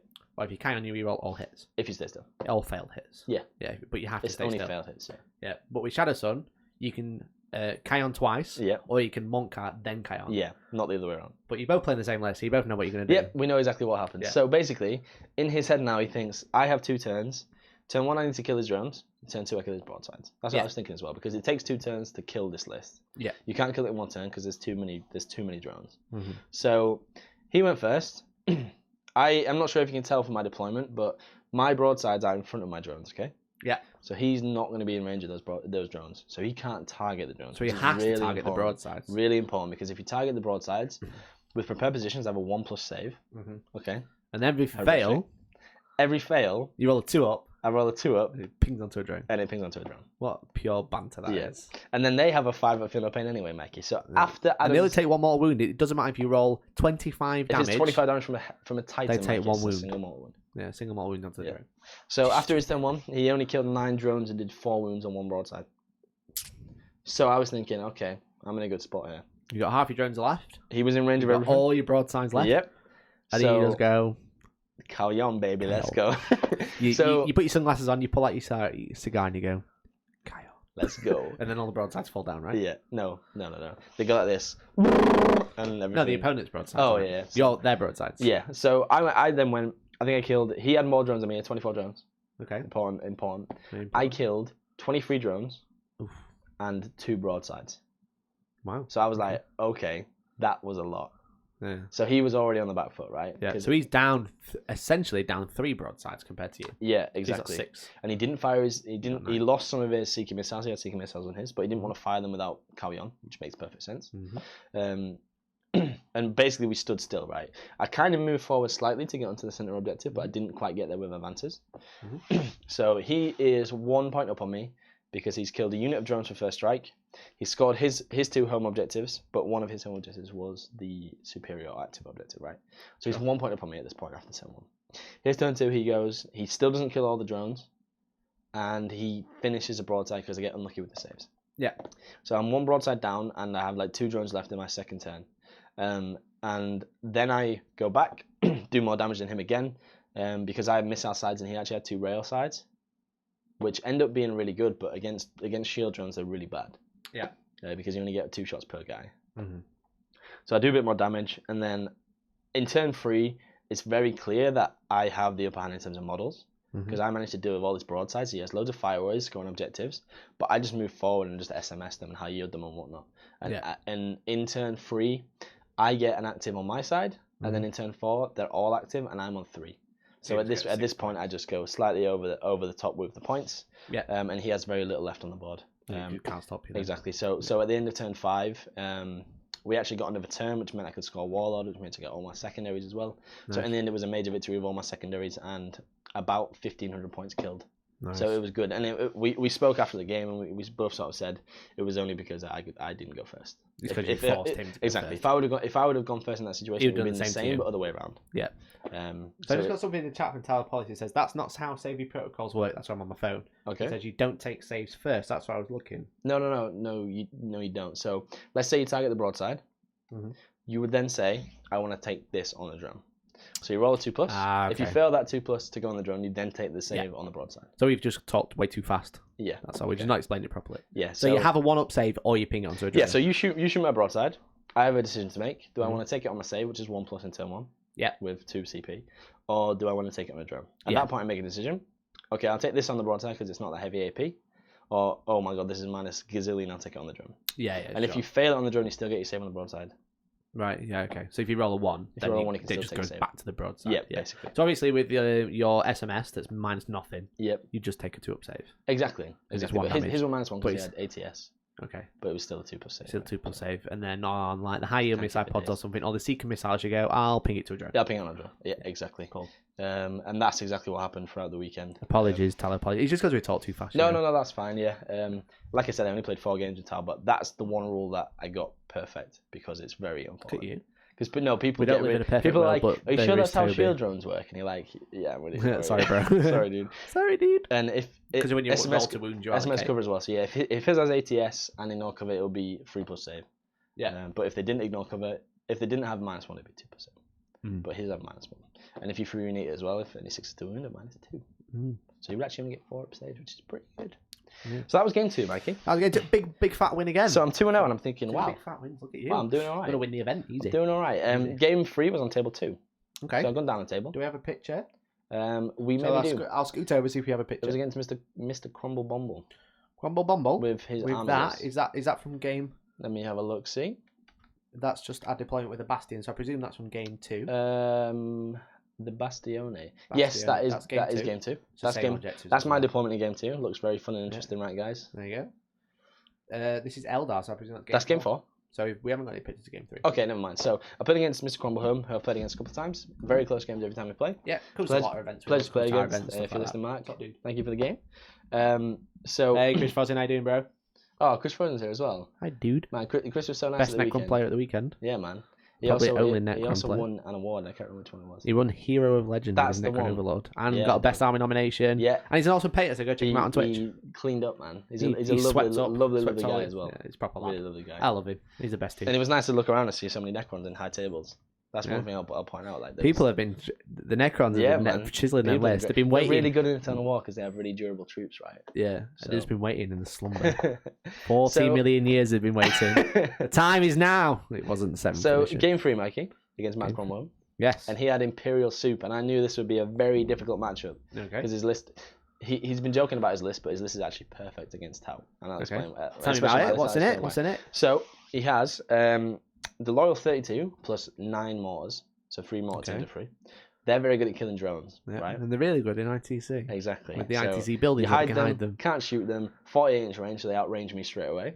And they're very good against killing drones because you hit on 4s, rerolling everything because you can take aim on Cadia, so you reroll all failed hits. Not that you reroll ones, but you naturally reroll ones if you stand still. Mortars never move, so you just reroll the hits. So 33 points, 3d6 shots, strength 4, rerolling all failed hits. Winning on 4s against my drones. Decent. Bad news for Tau. Really bad news for Tau. It was Dawn of War deployment as well, so I was never going to be in range of them because you can just measure out his 48. Good stuff. And I deployed first. You deployed first? That means you would get first turn. So what else was in his list? So that was the Guard Battalion. And then he had a Super Heavy Auxiliary Detachment. of a Vostroyan Baneblade. A Vostroyan Baneblade. Vostroyan because the stratagem gives you +1 to hit, right? Nice. So it's very good. That's cheeky. Vostroyan Baneblade with all the bloody upgrades in the world. It's like a repulsor but on steroids. Yeah. It's like a repulsor but 7 million guns. Huge range, very durable, just very good. Super cannons, battle cannons, las cannons, heavy bolters, everything. And then he had a House Tyrannus detachment, Mikey. And he had 3 ammo. So that is what's dubbed as the Zombie Knights. The Zombie Knights, the ones I can get over, the ones that have a 6 They have a 6 up feeling of pain unless it's more wounds, and then they have a stratagem 3 CP. When they die, they can get back up. And then Mechanicum, so they can power the Machine Spirit Resurgence. Machine Spirit Resurgence, yeah. So you get back up on like D3 wounds, and then you go 1 CP, I act as full wounds. I've got 24 wounds again, thanks. Yeah. Thanks for playing. Pure banter. Not fun at all. So he had 3 Amiga Warglaves. Fast boys, Mikey. Don't know what deployment, 14-inch move. Oof. No joke. Yeah. And then a Crusader. Advance, because they're assault weapons as well, if you want to. And then a Crusader. Crusader, did he have the thermal on it? Thermal cannon. Gatling cannon. And the heavy Gatling cannon. And do you have anything on top? Yes, he did. He had the Iron Storm rocket pod, so D6 shots. Sure. Don't ignore line of sight. 72-inch range. It's almost like he knew. It's like he knew ITC he was going to yeah. Interesting that. Interesting. Like he knew he was going to play against Tower as well, because his list was really good against me. So then he had the Armor of Sainted Iron. 2+ save. And his Warlord trait was Iron Bullet. So it was a tanky knight, right? And stupidly, I shot that turn 1, which now looking back is a terrible idea. The thing is, he's got lots of guns. Exactly, he's got so many guns, and he's good in combat. I thought I'd survive through my Overwatch against the Amigas, but that was terrible. That did not go to plan. So I deployed. Because I deployed first, it meant that he could put everything right in front of me, right? If he deploys first, he has to spread out, and I can go in one corner where the Amigas aren't. Yeah. But because I had to deploy first, it was really bad. He knew where you were. I kind of went in a corner, because that way I thought the least stuff will be at me. He deployed his Amigas literally right in front of me. What a lad. Crusader also right in front of me, and the Baneblade out of range that I could never shoot. Yeah, so the Baneblade goes, hi boys, hi guys, you from 72 inches Heavy away. bolter's not bothered about shooting them, I'll just fire everything else that's like all 48 like 16 las cannons and the battle cannon. And then all the knights are just like, deal with me, bro. Yeah, the knights are like, we're coming, we're coming. I went first. We're playing Beachhead, so that's only 3 objectives, which was like, I was like, okay, that's possible. Yeah, so it's I'm never 3 gonna objectives, get in the middle, though. 1 in the middle, 1 in your own deployment zone, 1 in your opponent's deployment zone. Yeah. The end of each battle round, does it start the battle round? Start battle round 2. Start battle round 2, and every battle round after that. The one in your house is worth 1, one in your opponent's worth 3, the middle's worth 2. I was thinking, I'm never going to score the middle, but this is a game where I can table him if I do well. Easy, just tabling Toby. Yeah, and that's what you think. You play against 2 Super Heavies and 3 Amigas, you're like, I've got a really good tank destroying list, this will be fine, no problem. Didn't go according to plan. No. So I shot the Crusader turn 1, carry on, in range. With the Crusader with the really, really good armor saves. Yep. Looking back now, terrible decision. I'm sure people are like, what an idiot. I should have shot the Warglaves because they later then charged me and brought the pain. Yeah. Because if I shot the Warglaves, they only took them 7. So with the... Where's armor save? Yep. With the strat, I can never remember what it's called. But the stratagem, the stratagem when you +1 to wound after you kill someone. Focus fire. Focus fire, yeah. I win it on freeze with a unit that's rerolling all failed wounds, right? So theoretically... And all hits. They could split fire +1 to wound against one of them and reroll failed wounds against the other 2. Yeah. So that unit could be very effective alone. So realistically, I could have used 2 units of broadsides to kill 3 Amigas, which should have been the plan. And the last one could have gone anywhere just to lessen the blow. Got a Crusader on the way, but it's like... I can overwatch everything at the Crusader though, and that was the key thing that I realized way too late. So I shot the Crusader, didn't kill, left on 1 wound, which is bad because obviously, like we said, axe on full for 1 command point. Great. How many wounds did he have at the start of his turn 1? Just 1 left, Mikey. Yeah. Wow. Yeah. In the grand scheme of things, and if it died, he would have got it back up anyway. Exactly, and then so he it literally didn't matter. Yeah. So I should have thought about it. That just shows my experience with the list and target priority importance. And Knight Tyrannus because it's like making a resurgence, a machine spirit resurgence, and the 6 of feeling pain as well. So I ended up doing 23 damage from 9 broads from 72 strength 7 -1 D3 damage shots. Yeah, so 4+ in run. He's gonna have like a 3+ save against most of your stuff. 3+ save unless I roll a 6 to wound and then it's a 4+ save. Yeah. So basically 3+, 4+. That's not good. And I did 23 damage. That's it. So straight away I was thinking, oh dear God, I've gone first. My super scary tile list. I've killed nothing. I've not got first strike in a game where I knew it was gonna be KG in about every point you can get. And he's got his whole army running at me now. Yeah. His Amigas are now. They moved 14. They're 24 away. They're now 10 inches away. Yeah. And I'm like, oh God, this is very sick. Because in my turn 1 as well, I moved my drones out because I knew that he wanted to charge me, so I gave myself a little screen. Mm-hmm. And I thought that would have been fine because I thought I would have been able to pass the drone, save to the drones. But there was like one alive, which was very unlucky, and then he charged that and wrapped. Right. After he killed it, right. Sure. So that was my fault for moving my drones out, but if I didn't anyway, it was only a 10-inch charge, so he could have made that anyway. And I didn't kill the armigers. So if I could play that game again, I would shoot the armigers, put my drones out but really far forward and just sacrifice them so they can't just charge through them, basically. And then that's the thing, you got to deploy them like more than like 4.5 inches away. 4.1 inches away. Yeah. Because then after he's moved within an around, inch. yeah, exactly. You can't move. So if you kill them, then you'll pile in 3, consolidate 3. Mm-hmm. Yeah, you always get that wrong. You'll consolidate 3, and if you're within an inch, then you'll stop the other unit shooting. Exactly. So that was game 1, game 3. Sorry, I'm 2-1 now. I'm thinking big loss. I'm annoyed because I knew that I could have done better myself. Yeah, Mark was Mark's a really good player anyway. He rolled 17 shots with a blade cannon in his turn as well, out of a possible 18, which was about the nail in the coffin in all she wrote. But I knew that I could have played better, and that's why I was a bit annoyed about that game. Sure. So I left day 1 thinking, wow, I'm really deflated. I'm really tired. I played 3 long games, all close as well, apart from game 2, which was a little bit not close just because of the way it started. Just had to roll loads of dice. And game 3 was really demoralising, so I was like, oh god. That's it. Toby's dropping out. Yeah. And I only took that list because I looked across at the end of our turn 2 and you'd gone to the bar. Yeah, I had nothing left, Chris, at the end of turn 2. Nothing left! I got nothing left! So we actually just called after turn 2 because I had like 1 broadside in combat and a 5-star marksman. Wow. Yeah. Wow. So he'd killed like everything, right? There's no way I could win, so we just took it on the chin. I managed to go home early, have a shower, chill out, and then go out with some beers and some food. So Sound. That was day 1 done. And I'm thinking now, I only took this list to qualify. If I lose another game, I'm not going to qualify. So day 2 was nervous, right? Day 2 I was like... Did you have a good time on Saturday? I had a really good time on Saturday, until game 3. But that's only because I'm hard on myself. I meant in the evening. Saturday evening. Evening. Saturday night, yeah, of course we did. Yeah, Big time. Big time. Beers. Beers. But no, that was good. That was good. Sound. It was nice not to wake up at the crack of dawn as well, because I wake up really early at work. So it's nice to just... Even like 8 o'clock's like a massive lion. Nice. So it's nice to be like, oh, yeah, great. So you went 2-1. 2-1. It's not terrible, Toby. It's all right. We've done worse. We've all done worse at a tournament. Yeah, I've done worse at a tournament. Yeah. Haven't. So next, you're against Eldar.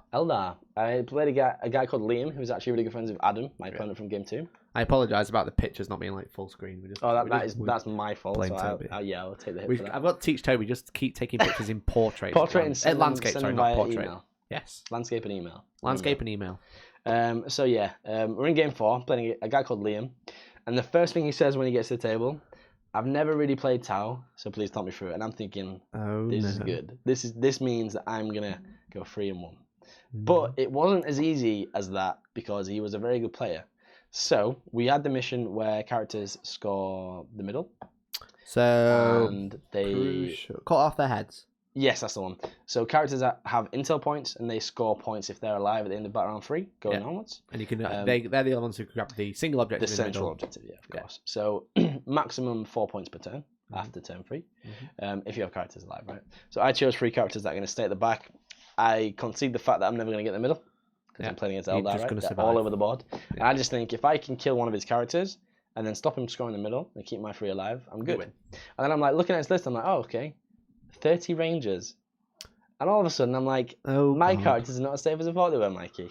Oh god, no. So with the only bit of line of sight blocking on the board, I managed to hide most of my characters. Was that little there's like Let me have a look. Little ball? It's like a little silo bit. Yeah, the round parts from the so the Mechanicus terrain. There's a gap in the middle, but to the right hand side, I just had a train of 3 characters, and you can't see much else in my deployment. But it was basically you see broadsides. You see broadsides, but I basically screened out the whole of my deployment, so he couldn't deep strike behind me, and he had to deep strike in front of me, and then take the overwatch, right? So he had. Someone just said, Turkish just said, Mikey, why is it that everyone in Hellstorm plays a good army apart from you? I play a really good army. I came 7th at Cali Mayhem. Yeah, that's big. One of the biggest ITC events in the UK. Yeah. It's largely known as one of the most competitive as well. Yeah, it's a Shark Tank. It is a Shark Tank. Shark Tank. Having said that though, the Heat 1 was as well. Like, there was a lot of really good players. The Heats are horrific. Yeah, they are, man.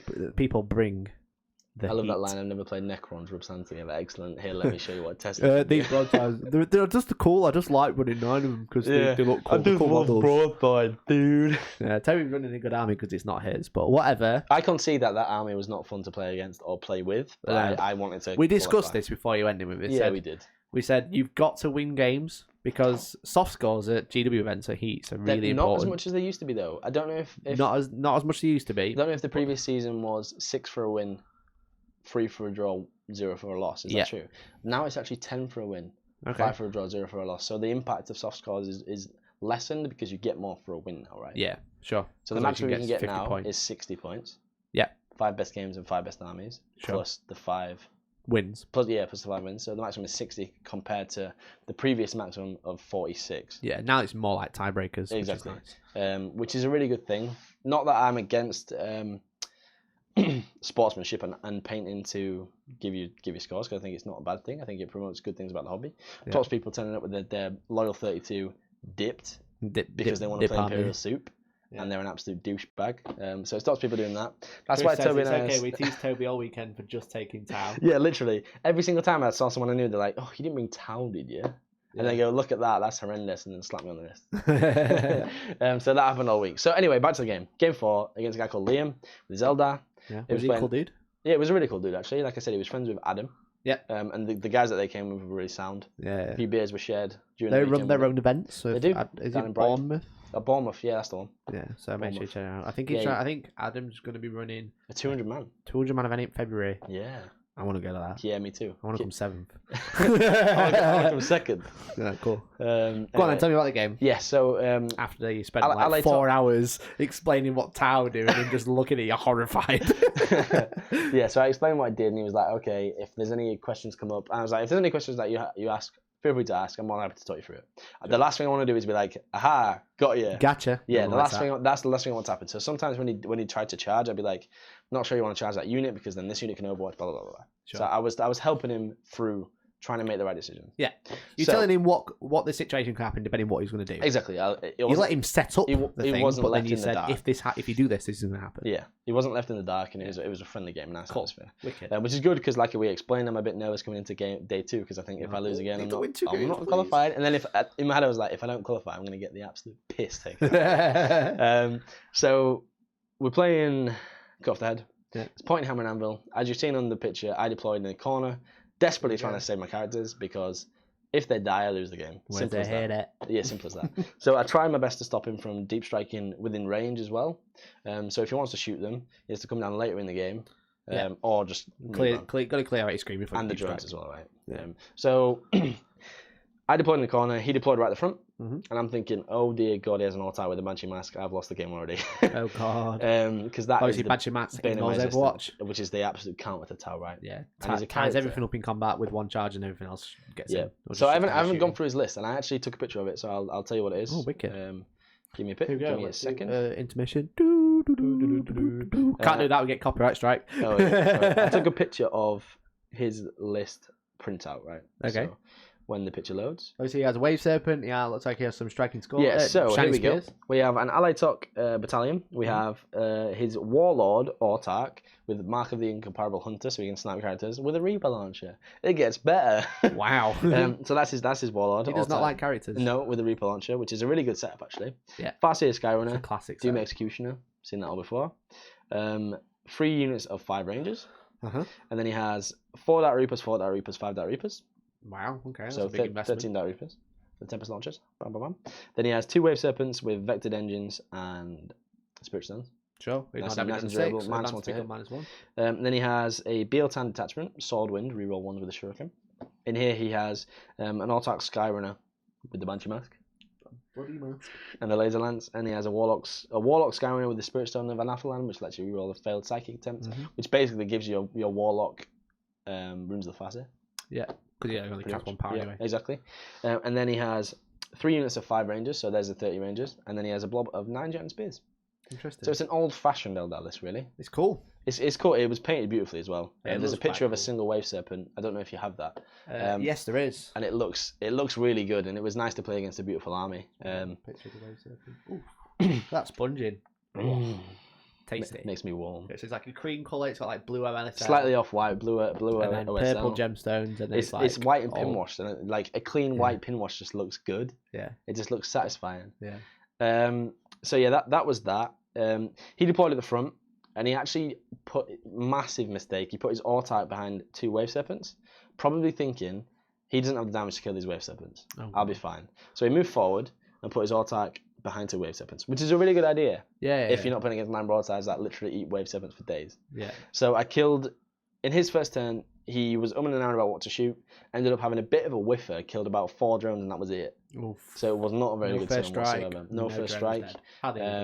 Sorry, he did get first strike because he killed a unit of Fire Warriors because they were only toughness 3, 4%. Yeah, sure. So he wave serpented a unit of Fire Warriors with the shuriken. So I'm thinking if I kill these 2 wave serpents and kill his autarch, I'm gonna win this game. Because that is the only threat. That's the only threat. Nothing else is going to charge me, except from some Shining Spears later on. And his Dark Reapers were positioned in a way whereby I could SMS them, and they would have a 3-up save. They're only toughness 3 models. I have loads of dice.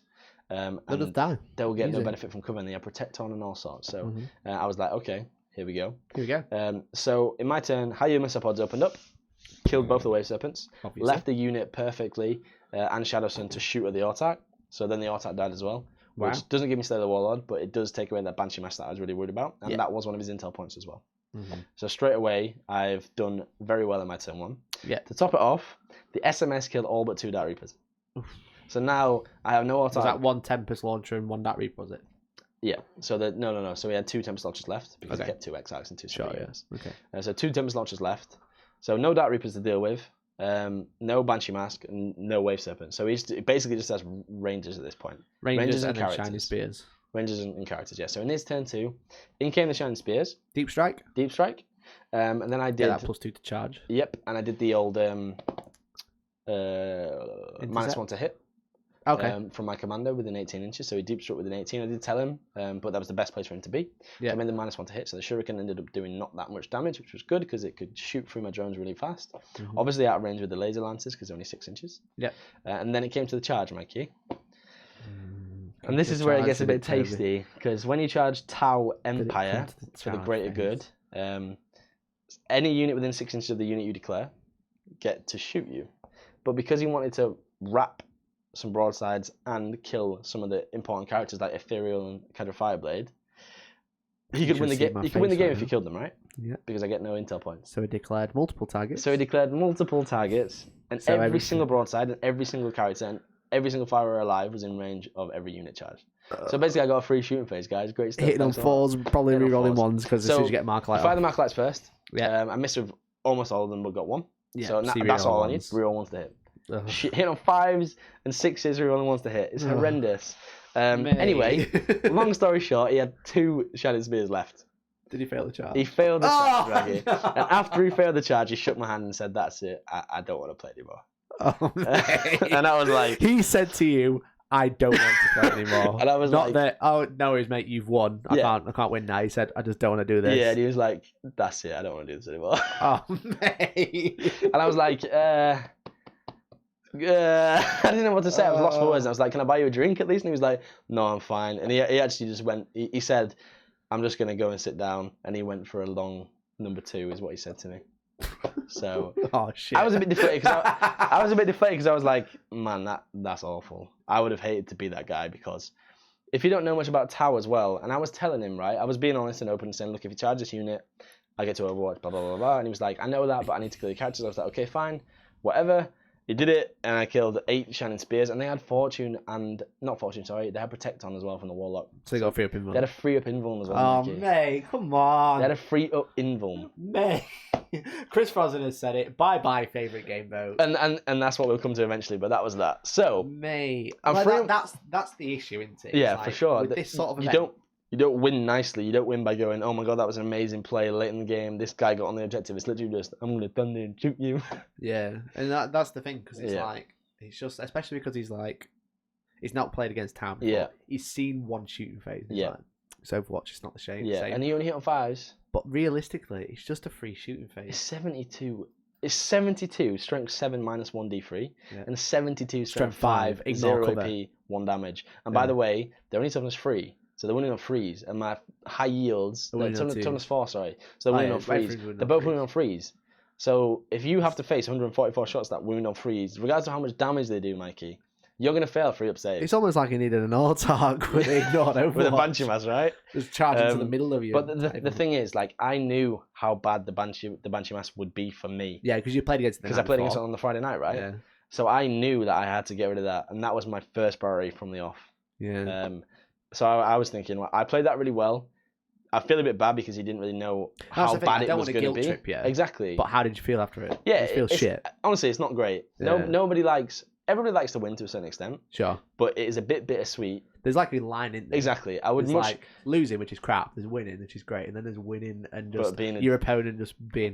It's not even about how you win. It's about how your opponent takes it. Yeah. And although there's never in his position I would have been like, wow, that was horrific. Yeah. I don't.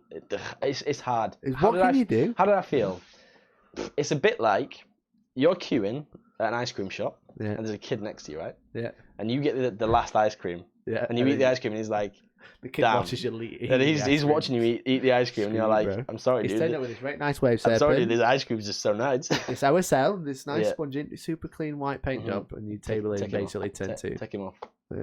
Get it off. Oh well. So that was game 4. Felt a bit bad.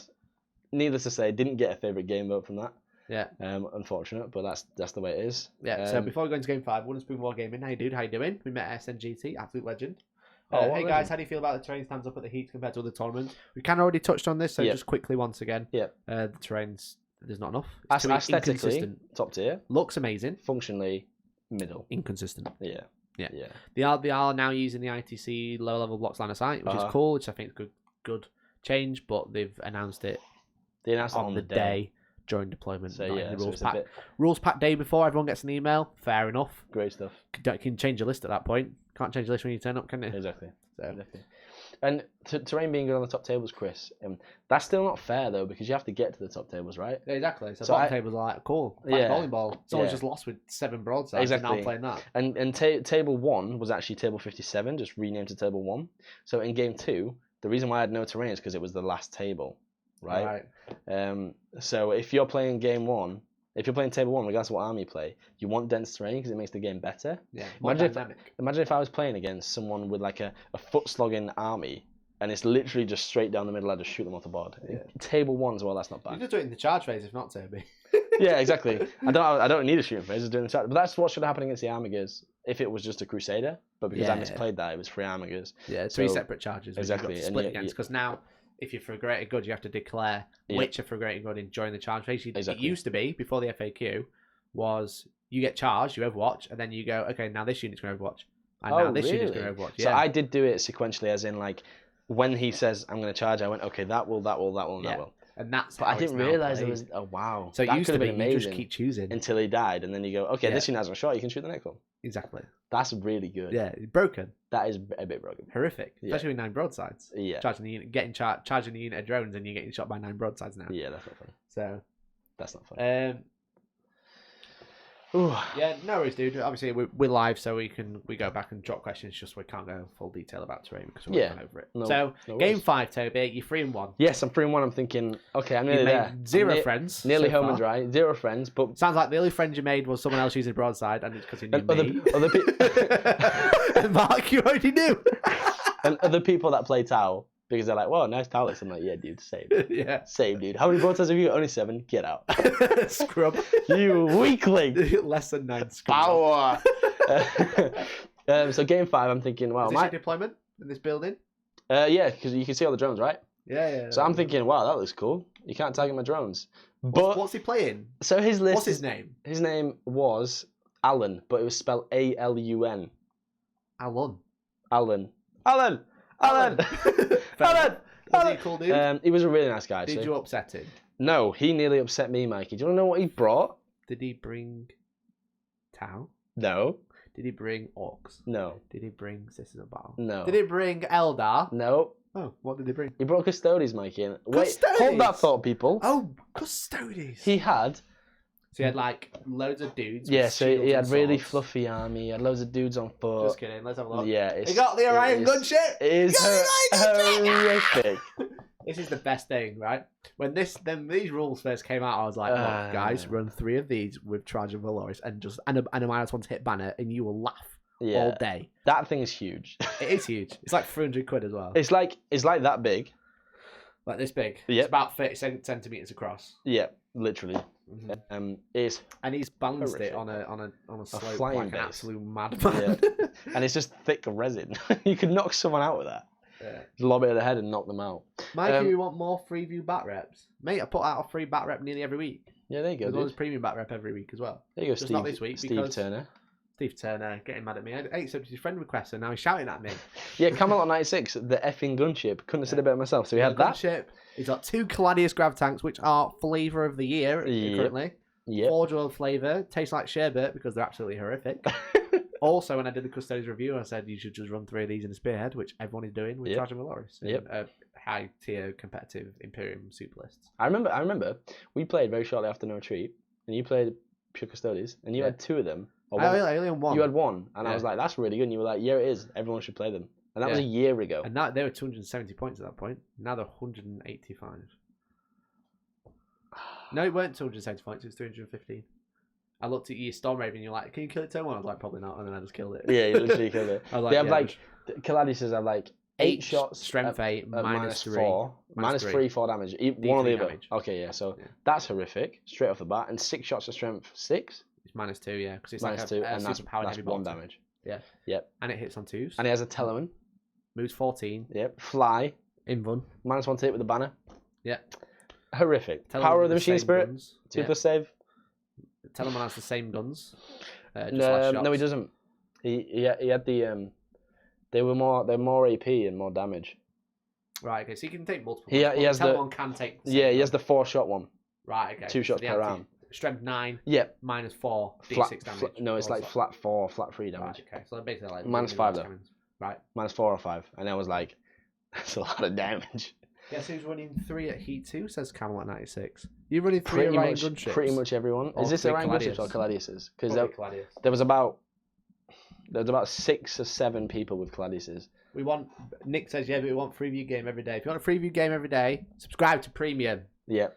When I can do this for a living, You get one every day. then you get like the back reps. Yeah, free Caladius. Yeah, why not? A lot of 185 people points each. A lot Take of 3. people We charge in. Yeah, And then real buy one. anything you Hit want on to. 2s, wound most things on 2s, unless it's like a Rerolling night or ones of whatever. 1. Rerolling Rerolling. hits of 1. So you basically reroll. It's like a free Guilliman with 3 of the most efficiently pointed gunships in the entire game. Yep. So why would you not just plug it in? Yeah, because I'm like, I want to play them, but as soon as I get them painted, They're just gonna get nerfed, and there's no way they're not, because they did this with other Forge stuff. Think back to Big Bird, right? Yeah. Oh, he's amazing. 2,000 points.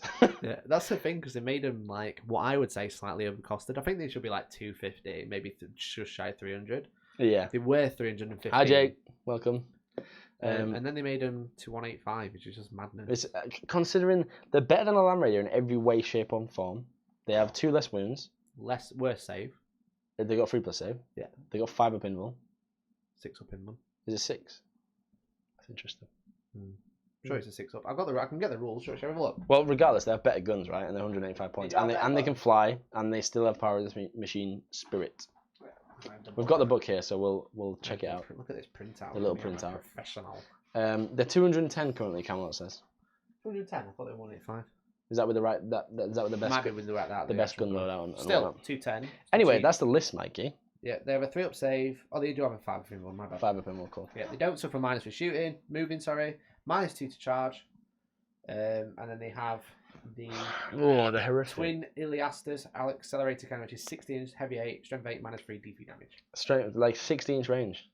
Yeah, 16 range. Horrendous. And with Mikey. 14, so 74-inch threat range. And obviously, I can't shoot more than 36 inches, right? No. I can't shoot more than 36 inches, so he deployed right at the back, and I was like, I might as well shake this guy's hand. Yeah. I cannot hit any of his stuff. So fly is -2 to hit. Everything else is -1 because the -1 to hit banner. It's pure Custodes. What do you have? 2 Telemons? No, we had 1 Telemon and 1 Contemptor with the big spear. Galatus. The big spear. The las cannon. The las cannon spear. Yeah, D3 damage last cannon on it. The las bannon. Las Benon.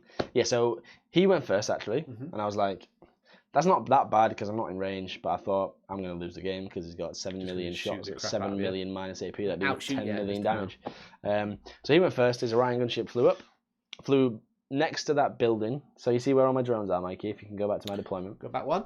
Yep. There you go. So you see how, like a great Tau player, I put all my drones inside the building so they can't be shot. Yeah. He flew his gunship right next to them and shot them all. I thought you see my Tau, you see my Fire Warriors like spread out. Yeah. I thought I didn't leave a gap for his base. Ah, okay, But but I you did. But I did. Ouch. Yeah, I did. That's not good. You should have. That's the thing with that sort of thing. You just go, dude, how big's your base? 'Cause I'm Yeah, gonna and make I it so you asked can't him, put it I in asked there. him as well, but it got to the point where I realised I don't really have enough models to stop this. So I Yeah. tried my best to dissuade him, but it didn't go in the gap. The gap was too big, too small, but it just went the other side. Right. Okay. This went. So yeah. where like your objective is at the back. No. So Oh, the other side of the fireworks. yeah. Okay. Cool. Imagine off the picture. Sure. So So, he just he's went got there. everything in their building, and then he's Uh-huh. like made a conga line of fireworks trying to stop everything going in. So the flyer can't get next to your drones, and then just went, they're not characters. I'm just gonna shoot them anyway. Yeah. I'm just gonna go here because I can. That's amazing. So yeah, he basically killed all the drones, Mikey, because he has all the guns in the world. Yeah. And they're all. So He's have a got, look what the Orion has. I think he has like 30 strength 5, like some the amazing Orion balls. gunship is amazing, by the way. It's so cool. It's 415 points, Mikey. Yeah, I want to run. There's a new one coming out because this is a drop ship, which is the transport. This is supposed to be a Rhino. Yeah, this is the Rhino version. It's toughness 8. The Predator 22 version is yet to wounds. come. So it's a flying Imperial 9. Yep. So free up save. Yep. It doesn't have an in one. Oh, it does have an in one. Yep. Of Has course a it does. one. Yep. Great. So it has 2 Arachnus heavy blaze cannons, 2 twin Lastrum bolt cannons, and 2 Spiculous heavy bolt launchers. So the Arachnus heavy blaze cannons are what the Telemann has. Strength 9, -4, 3 damage, rerolling wounds against vehicles. Or strength heavy 6, strength 7, -2, 1 damage. And it has 2 it has 2 of those. It has the Spiculous bolt launcher ×2, which is heavy 3, strength 7, -1, 2 damage. And then 2 twin Lastrum bolt cannons, which is a total 12, strength 6, -2, 1 damage. It has Pride of Machine Spirit, so it always hits on 2s. It has 6 attacks in combat, but you didn't know that, did you? No, I didn't really fancy charging him out there. You can carry loads. And it carries a dreadnought as well, so he puts the dreadnought inside it. It flies it up. And, and he was surprised when it did eventually die, but he was like, no one's killed it. Yeah, I was it's basically -1 to hit Imperial 9. It's not really combat. That can fly, Mikey, as well, right? So Yeah. that flew up next to my drones, killed pretty much all my drones, and I'm thinking, this game is done. Yeah. This is done. Luckily, I had like 5 drones left, and after my turn 1... I like how every time you've said, he basically killed all my drones. So I had like 4 left. Well, the thing is that the leadership 9 because of the Ethereal, right? So you have to basically kill them all for me to lose any morale. Yeah. So they basically, the majority of them are dead, right? And that's the crutch that I need to survive. And I'm thinking they're deployed perfectly. He's never going to shoot them. Blah blah blah. Yeah. Flies over, shoots them all. Yeah. Great. Sure. So I had like 5 left, and then he starts shooting the broadsides, Mhm. and you have to think about where you're going to put the saves, etc. Use my +1 to save strat. That's not my strat. I didn't make it. It's not mine. It's not only mine. Everyone's strat. Prepare positions. Yeah, the cover save one. And even then, I'm like, oh god, these Because are loads of mine. 500 saves on these broadsides. Christ. Yeah. But I got a bit lucky with the D3 damages. He didn't quite kill a broadside. So in the end, I had 2 drones left and all my broadsides, Mikey. So I'm thinking, okay. Yeah. Okay. So I say hi to Crosby. How you doing, dude? Oh, hi, Crosby. And it was the mission. I can't remember what it's called, but where they can all move. So you put 4 down, 2 in mine, 2 in his, above. and they can all move 3 inches at a time. Yeah, you roll off. Whoever rolls higher wins it Exactly. free. So I was winning roll-offs, right? I was bringing him to me, which is good. He was winning mine because I had loads of chaff that wasn't really affecting it, but because he only had 4 models at the back. Yeah. No, 5. Sorry, he had a Telemon, Trajan. Did he have a battalion? No, just that. just the spearhead. Just a spearhead That's and a it. super heavy auxiliary. 4 It's a command Lord of War, points. that flyer. Yeah, free because you get -1 for the super heavy. No, you auxiliary, don't you? No, because Is the that- super heavy auxiliary isn't a minus. Oh, it's Auxiliary just a support plus. It's just a detachment plus is nothing. everything else. Okay, so he had 4 command points. Yeah, nice. And in his deployment, Not he that had a you need Telemon them. on 1 objective, Yeah. Caladius on another, and then a Caladius and 2 characters. That's it. Nice. The banner in Trajan. That's it. What a legend. So I kept moving his towards me so I could eventually shoot the Caladiuses, because one of the Caladius guns is only 36 range. Yeah, 36. the front. So he wanted to get that in range as well, and I was like, if I was you, dude, I would just stay at the back. stay But at the I didn't say that back. because it's game 5. I want to win. I want to qualify, right? So Yeah. he came a little bit too close to me, so I can now shoot the Caladiuses, right? Mhm. So in my turn 1, I'm thinking, oh god, if I don't do enough damage, I'm just dead. Yeah. Because I've got no more drone. I've got one drone left to pass saves onto. When that's dead, I am screwed. Because he has this dreadnought that comes out and can charge me. His gunship can just shoot again. And then the Gladiuses just finish me off, right? So I'm thinking, oh god, what the hell am I gonna do? So I turn around, light this gunship up in the sky, +1 to hit now, and it's a flyer, so I'm +2 with the broadsides. So his -1 would eventually net me a +1. Yeah, I'm hitting on freeze, rolling. Great stuff. So I managed to kill it, Mikey. You killed the flyer. Yeah, with 2 units of broadsides. Wow. One of them goes first, does some damage, then you do focus fire, and then you command and control mode the one that hasn't fired. Yeah, so and they reroll wounds. They wound on a +1, rerolling. So they wound on 4s, rerolling. Cool. And any 6s are -2 damage, D3, -2 AP, D3 damage. Yeah. Skura says, what is this heresy loom bands? The loom bands are squad markings, because why paint them when you man. strap them on? Well, they don't mind the tank, so take it out on tank, but it's a great idea. Yeah. So that's dead. The Dreadnought drops out, and I shoot another unit at him, take him down to 3 wounds, and I'm thinking, okay, that's not too bad. Oh, he also had a shield captain and Dawn Eagle jetbike. Great. So I take that down to 3 wounds, and now I'm thinking 2 Gladiuses, a Telemon, shield captain, Dawn Eagle jetbike, and this Dreadnought. Yeah. That's all I've got left, and I'm like, okay, let's see what happens. So in his turn, the Dreadnought charges, kills some Fire Warriors, actually gets on my objective, but because I go second, I have a chance to take him off it and score the point. Sure, because you score at the start of the battle round. End of the battle round. End of the battle round. And I go second, right. Sure. So then he shoots him. He actually kills 2 broadsides, so now I have 7 left, which I thought was actually pretty good considering there's 2 Gladiuses and 1 Telemon shooting me. I got a little bit lucky with the saves, and that drone survived like 4 Feel No Pains. Nice. So that was pretty good going. What a lad. The Dreadnought killed the Fire Warriors. And in my turn, I fell back with the Fire Warriors, finished off the Dreadnought, and then killed the Caladius.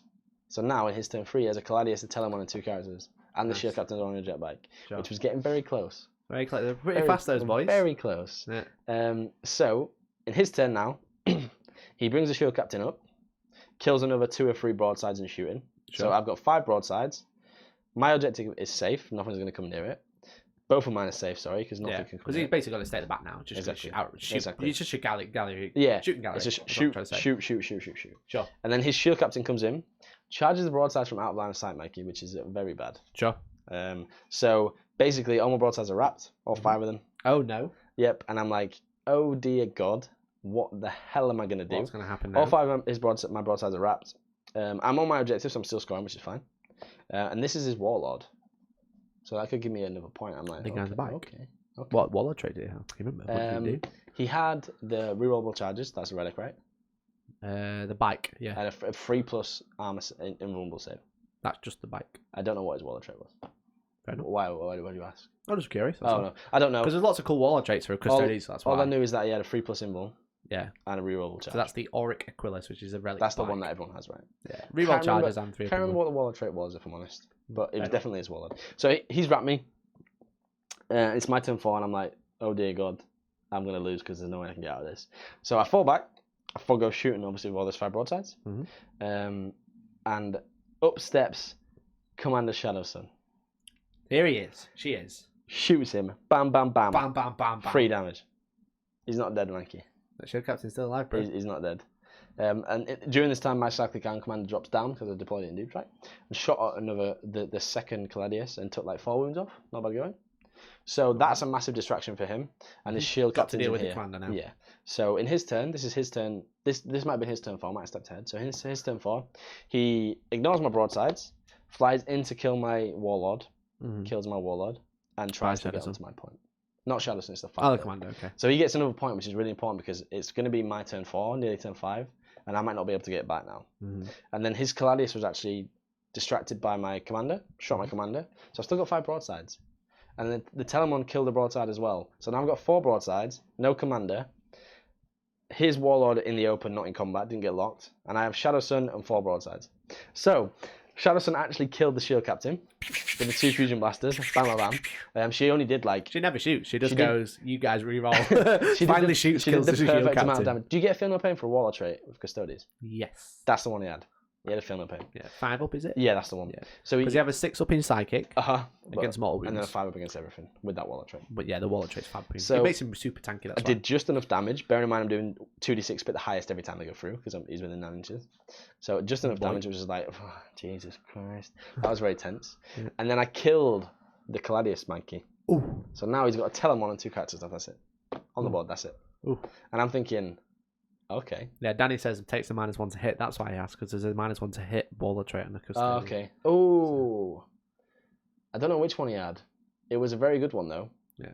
Either way, they're both good, so... It was one or the other. He didn't, because he only had 4 command points. Yeah, that's so he didn't bitch with the blood games. But he didn't need it, because in his list, that guy was just there to come in, kill something, and then die. Yeah, and reroll hits on your iron and shit. Yeah, well, he's got... Yeah, exactly. So now he's got Trajan and the Auric... The banner. Vexilla. Yeah. And then 1... Telemon. Just and at this point, because I've been winning the role of his objective, it's almost in the middle now. Wow. So his characters are like running to the middle, and I'm thinking, going for it. Here we go, baby. Here we go. The Telemon shoots, kills 2 broadsides, so I've got 2 left. Makes sense. Shadow Sun, a smattering of Fire Warriors, and that's about it. Right. And it's my turn 5 now. We're basically... You got like 2 models left each, basically. So this could be the end of the game, right? If I score my 2 points, we draw. I need to get 1 more point from somewhere. So, here goes Shadow Sun. All right? Here she goes. This is the mission. I need It's basically better than the I need to check Calamar. if I was cheating, but I don't think I was. If I'm cheating, this is going to be really embarrassing. Oh, But no. the Well, game... you're not the only person at Hellstorm to cheat at Heat, so don't worry about it. I don't think I did. Cheat at Heat, that should be one of the shows. That's the Hellstorm way. Oh god, this is going to be really bad. But basically... What did you do? So I claimed an objective with fly, keyword. I just need to make sure Shadow Sun has fly keyword. She's a battlesuit. I think she does. She flies. She's a jumpy girl.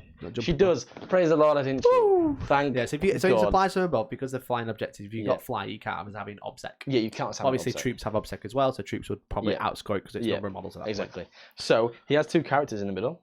I have Shadow Sun. I advance to get within range of the objective, and he has 1 character on it, right? The other character's not on it. So I think he said custodians have, even characters have...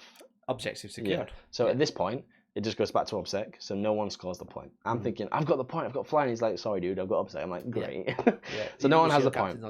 So now, all I have to do is kill this guy with 2 broadsides and Shadow Sun, and I win the game if it ends now, because I will get the middle point, and it will be 11-10. So here we go, dice going in. Dice are going in. All of them. God. 4 broadsides. Oh so you've got god. What, how many? 2 broadsides left. 2 broadsides. That's okay, it. so you got and one of them 16 moves. So strength 1's hit on shots. 5, 1's hit on 4s. We get the reroll from the ethereal, the bubble, because you can reroll 1s, which a lot of people don't know. But a lot of people think Sense of Stone is way better, which I agree. 9 times out of 10 it is, because 6 of Fenno Pain is great. But I go for the kill stuff. I go for the reroll 1s. So I'm like, here we go. Here we go, boys. Excuse me, showtime. So the broadsides go, bam, bam, bam. He's got like 2 wounds left after 2 broadsides. I'm like, oh god, Shadow Sun. Shadow Sun, here we go. -1 hit because she's advanced.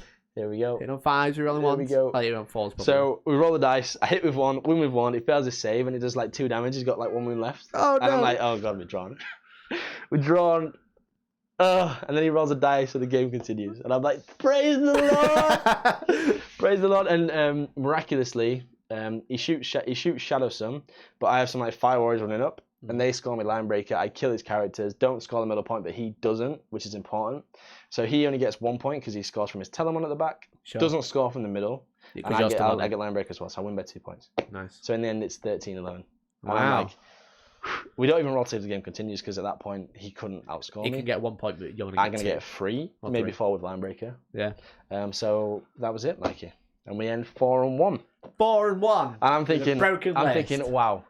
Even if I get no soft scores, I've at least qualified. Yeah. Praise the Lord. That's what I came here to do. And I was like, I'm happy. And then when it came to the results, Mikey, when you can see your soft scores. Salty Toby. I'm not salty because we've explained all the way through this podcast. Like, you weren't there to make friends. I wasn't there to make friends. Sadly. Making friends is good. Making friends is good. But that's not why I was there. That is important. So please remember that, guys. Yeah. I was there to qualify, and that was the plan. So I came 12th overall, Mikey, with 4-1 in 104 eventually, but started 121 event. Not that bad. It's pretty good, Toby. Not that bad. It's 12. It's not that it's not that bad. It's pretty good. I wanted top 10, so I was a little bit annoyed with myself. A bit like, so close. And I got basically every single secondary because I did kill the Crusader eventually, which is a you warlock. nearly tabled everybody. So I got every secondary except First Strike and Slayer and Linebreaker once. And I basically tabled everybody I played, except mine. So I'm thinking, good secondaries. If I get some soft scores, I'll be fine. Yeah. But in the end, I got 1 favourite game vote. Yeah. which was probably Mark because he absolutely battered me. Yeah. And 2 favourite armies, which I can't even take any credit for because I didn't paint it. Yeah. So I contributed to a single soft score. Again. That's the thing. As we said from the start, Yeah. that list, and it's what I said to you before you went to the event. It's also what Dan said in a roundabout way. Yeah, kind of. Yeah, it's not a fun list to play you against. Just have to win. You just have to It win. just kills you. And if I'd have got like 2, because it was so close at the top, if I'd have got 1 or 2, 3 more soft scores, you can jump like 8 places at that point. Yeah, because you're all tied on game score. It's literally just it's just soft scores. Yeah, exactly. Yeah, which make to do the tiebreakers. It makes so much difference. Yeah, it makes so much difference. Yeah, I got. Oh, was it 1 best army and 2 best games? Either way, it was 2 of one of the other. Yeah, I think it was 2 favourite army if I remember correctly. Yeah, I think it's all about army nomination. Oh yeah, so I did get a best army nomination. Yeah, that's right. But I couldn't accept that. Yeah. So best army nom, 12th overall. I'm a happy guy. Yeah. I'm So a well happy done. guy. Yeah. Did you enjoy the event? Yeah, I did. It was the first heat I went to for 40k. I've been Yeah. to AOS heat, so I kind of knew what to expect. But no, it was really good. Really good. It's very smooth because it is just brawl up missions. There's no like, that's not the way to play because it's really obvious. It's literally just there in front of you. Just there it is. You know the mission. You don't have to look online for an FAQ or anything because all the guys are pretty clued up with the TOs. Yeah. Any issues are squashed pretty fast from my experience. Colonel just comes over and says that's not how you do it this way. Yeah. Drinks on tap right near a bar. You're in Warhammer World, which is exactly. awesome. It's a really great place to be. If you've never been, I definitely recommend it. TJ says next time paint your own army. Yeah, I agree. Derek wasn't in my list though. No. So before we're not going to end yet, but if there is any questions you want to ask Toby about the heat or any other questions, ask now so we can chat and you can get them in on the stream. You can get them loaded up. Yeah, but it's obviously a really good list. That list basically won our event. Yeah. The 9 broadsides. Yeah, Manny, I think he only brought 8 and had a Riptide though. Yeah, so it was fairly similar. Basically, yeah, it's really similar. Obviously, you got the different topping, same flavour, different topping. Yeah, and obviously it was. But Manny's a considerably better player than me, right? So. Yeah, well, he wouldn't have had the Cecile detachment. True. We limited it at that point. We don't anymore. It's like I was saying in game 3. If you have the experience of knowing what to shoot when you face it, it will basically beat anything within reason. Yeah. There are some lists it really struggles against, like if you played against Blood Angels Smash Captains that ignore Overwatch without early one and override, there's no way. I personally don't think you could beat that list, even with all the screening because of the new fly charge. Yeah. Jump over and it's only a 32 mil base, right? It's very hard not to leave that gap. Yeah. Really hard. And because you can charge 3d6, because you can't get overwatched. Charge everything within 12. Exactly. It's gonna be tough against Blood Angels, especially because they have the mortars normally in Imperial Soup to kill the drones as well. So eventually you've just got plain broadsides getting charged by a Smash Captain that knows Overwatch. Yeah. So that is a very, very scary list to play against, but unfortunately I didn't play against it. Played against some good matchups, some bad matchups. But the talent overall, had a great time. The talent is incredible. I had a really good time. With more practice, you do even better. And I am definitely taking Grey Knights to Heat 2. Devil's Brush Gaming says, do you think you can do better with my True Love Grey Knights? If I come 12th with Grey Knights, we need to have a party. We need to have a party. We'll have a party. We'll have a live party. There's no way. Unfortunately, run through the streets naked. How about that? Can you get you to say yeah? I'll stream the next time topless, but with nipple tassels, so we don't have nipples out because that's against TOC. Yeah. TOC. Cool. So topless with nipple tassels. If I come 12th or more. So. Wilmar Van Bruggen, a brand new subscriber on the website. Thank you very much, dude. Really appreciate it. Any changes in the meta? Any observations of the overall results of the tournament? Yeah, so in terms of changes in the meta, you have to look at local metas really. So this local meta, for example, is Eternal War missions on sparse terrain, right? Yeah. So like I was mentioning earlier, the interesting things were Necrons doing really well. And that's because they have really, really, really survivable troops. Yeah. I think 2 Necron players went 4-1. Or maybe 3 and 2. They have really survivable troops. They have a horrific horde clearance. Exactly, and that's what a lot of people brought. There was a lot of towards the top. It was won by GSC, but there's no 2 GSC players. Interesting. Absolutely loads of Imperial Super Knights. Not that much Eldar, surprisingly. No. It's not the flavour of the month anymore because you don't have the Dark Reapers anymore. Not as much Dark Eldar as I'd have thought. Some Orcs at the top because they do really well in Eternal War missions, but Zaradin says if you need any advice on Grey Knights, send me a message. Oh, thanks, dude. But you're a filthy super though. I've got pretty good knowledge of Grey Knights. In terms of mono faction, it gets a little bit more difficult. But Yeah. Soup is really easy because it has like 3 good things. You just throw them in. Yeah, just take. But when you do yeah, when you do mono GK, it's a little bit more difficult. Geeks Wargaming Rob Sup, welcome. Thank you for tuning in. So Imperial Soup was all over the place. Knights were obviously all over the place. Necrons did really well. It was won by GSC, and there was quite a lot of tau towards the top. Yeah. Because Planet Bowling Ball. So in terms of that meta, that's the thing. Yeah. Do you think the change to the voting scores will have a negative effect on player behaviour at these events? Or do you mean if we change it? That's so a really good question. I think it would. I think it would, and like towards the top tables, it's a bit more obvious, but you can see that people actively try and be nicer because they know. Whether that's a good thing because it's fake, it's like sly. Yeah, whether that's a good thing is a different story. But overall, it will result in a better gaming experience for whoever you play against. Yeah, it doesn't matter. It's like you can be sly as you want. You can buy me a drink. It doesn't matter. It doesn't matter. You kick in my ass. You buy me a drink. Exactly. if the guy you're playing is nice to you about it and has a chat with you after, says this is what you can improve on, whatever, it's a better way to play. Yeah. Because if there's no soft score whatsoever, and I've played in events like it, I'm sure you have as well. As soon as you finish, your opponent goes, you never see him again. That's it. Done. Yeah. That's it done. Literally, I'm here to play against you. That is it. We're not friends. We're not going to be friends. Just going to win. And that's it. I'm here to win. I'm here to win. I ask you a question. You're snappy. You don't really care about the answer. Like, it's just not great. But no, the atmosphere at Warhammer was great. You've been a couple of times now. I've been loads now. Yeah, exactly. Yeah, I like 3 heats, 1 final, 2 finals. Played a couple of couple of throwing schools. Games on the stream. And then now I've played like 3 heats, 2 finals. Yeah. So I'm glad that finals is at Warhammer World. It's at Warhammer World, yeah. But they need currently, they need to change the date. It's the same weekend as LVA. Yeah, which is important, isn't What's it? going on there? Yeah. What's going on there? Not good. Massive oversight because obviously most of them are going to be at LVA. Yeah, I mean, pretty much all the top community 5. team. Yeah, definitely. Yeah. Oh yeah, and they then won't they? Yeah. The Even community teams will be it. there. So they're The not going to Warhammer stream the Live team. final. Yeah. I don't think they'd choose I think their they're final. hoping they change that because we'll one, I'd like to go. Yep. 2, that's silly. Yeah, that as well. Tolopolis ended 1 GSC, 2 Tab, 3 Craftwood, yeah. So number 1 was James McKenzie, who's obviously a renowned Tyrannus and GSC player. Yeah. Number 2 was Simon Pridis, who's obviously a renowned Tab player now. Yeah, won finals. Exactly. Currently champion. He's the reigning champion of the Warhammer World finals. And then number 3 was Conrad, who's a very good player. Yeah. He's currently ranked 3rd in the world with Imperial Soup on the ICC. Wow. Which is big because Imperial Soup is massive. Yeah, everyone's playing Imperial Soup. And he played Craftworlds, but he played like a really traditional list, which was quite fun to see. Yeah. So he had like 9 Wind Riders, 3 Flyers, 3 Wave Serpents. Oh, nice. Guardians. It was like a balanced Eldar list, but he did really well. Yeah, he just knows how to play. He is a really good player. I played him at the NWO, and it was like the passing of the torch. I had like a really outdated Yunara list, and he had at the time the new one with the Ravagers, like some dark Eldar stuff in, and I had like the Shining Spears and the Dark Reapers and stuff. Any benefit in taking drones fast attack versus spreading them out? No, there's not a benefit. And I actually, apart from the detachment CP, this is something that we spoke about off camera, wasn't it? Yeah. It's actually way better to do it the other way around. Troops, yeah, for sure, because they gain the battlefield role of the unit they're in. Yeah. So if you're playing the 4 pillars and Death Watch, those drones, the 2 drones that are in a Fire Warrior squad, can score that objective as a troop. They're not a troop, so they don't get OBSEC. But they're in the troop battle. Yeah, exactly. Sorry, they do get. I think they do get OBSEC because they are troops. I will confirm that. We need to look into that. You get the black battlefield role. So when you play against Death Watch as well, and you've got 18 drones and they're all fast attack, they go, okay, I'm going to reroll wins against fast attack. Yeah. And then all the drones get melted.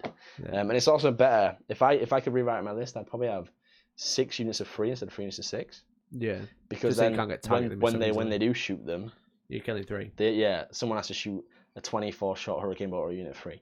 Yeah. Or 12 shot because you can split in half. Yeah. Instead of shooting 12 at unit 6 and killing them all. Yeah. Geeks Wargaming Rob says Mikey beat me and just walked away a few weeks ago when he visited Geeks HQ. That did actually happen because they did a 2.5 hour drive home or whatever it was. Yeah, that's what it's like, Rob. You can watch that battle report on their channels. Yeah, so Tolopolis cleared it up. They gain the troop roll but not OBSEC. So they count as troops for scoring on 4 pillars and stuff. Sure. But they don't get OBSEC.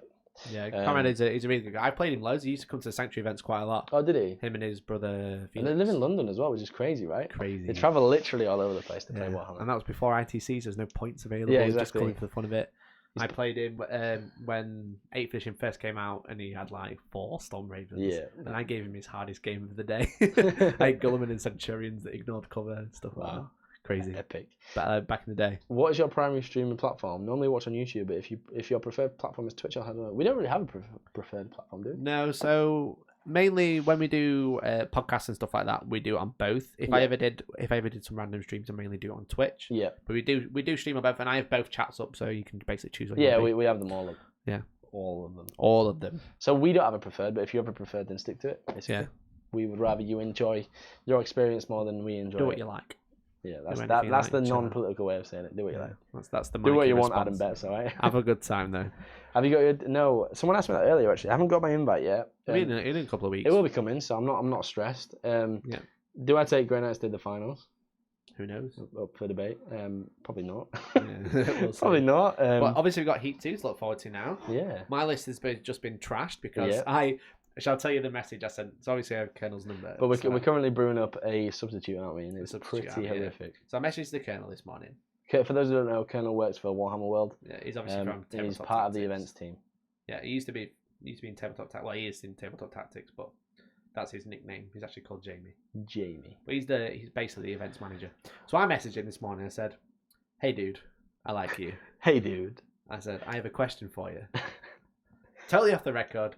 It's just you and me, baby. He said, "Go on." I said, "I should preface it with, much like everyone else." So, is it preface or preface? I say it's preface. Because we had this conversation about it. On a bat but please comment. Is it preface or preface? Yeah. Anyway, carry on. So I said, just to preface with this, like everyone else does with other Marine chapters, if I was bringing G-Man with my Ravens of Blood, not Blood Ravens, after the White Dwarf comes out and tried using them as Ultramarines, am I going to get penalised at Heat 2? And he said, they will have to use the Blood Raven rules now. So he said, welcome to the club of not getting to pick and choose. And I said, I don't like this club, I want out. So I'm basically... Just scrape the transfers off and then you're fine. Yeah, exactly, just red and green. Red and cream, sorry. Just repaint, just paint over the transfers, over a gloss varnish, and then screw it out afterwards. Oh, what a legend! It's preface, not preface. No, he says preface, not preface. I think it's preface. What's XV95? I'm not a tab player, sorry, dude. Are they stealth suits? XV95. I think they're stealth suits. Or crisis suits, just one or the other. Vasco Goncalves. Yeah. Please. TJ Ray says, did you see any other YouTube channel content makers No, at Heat 1? You saw SM Bat Reports. They're YouTube makers now. Yeah, they are technically, yes. So coming in our tiff, trying to steal it. I'm Steve, fight him. Shaggy, Mortal Chris, Kombat. And I'll do food review DC. combat. DC, yeah. Really love the guys. Steve actually won basically most sporting opponent. Yeah, Nick says, do you want to remove the Blood Raven symbols on these models? No, there's no point. Literally no point. Too late now. I shouldn't have invested. No, he's only joking. Should have just done Ultramarines and got done with it. He's going to take something horrendous anyway, so... Yeah. Disgusting. XV95, they are forgeable. Oh, they're the hazard suits. The ones with all the heavy bolter shots. Yeah. They're really good. They're really They're good. cheap as well. Really good, because you can deep strike them and... clear screens for the oncoming Tau charge, right? Yeah. Mm-hmm. XT984 says they said something at the final about it not being on the 25th of January 2020 because of some other event, but I missed it. Did you hear what the Colonel said? So that's the weekend it's booked, but that's the weekend of LVO. Obviously, Las Vegas Open, the biggest event in the world.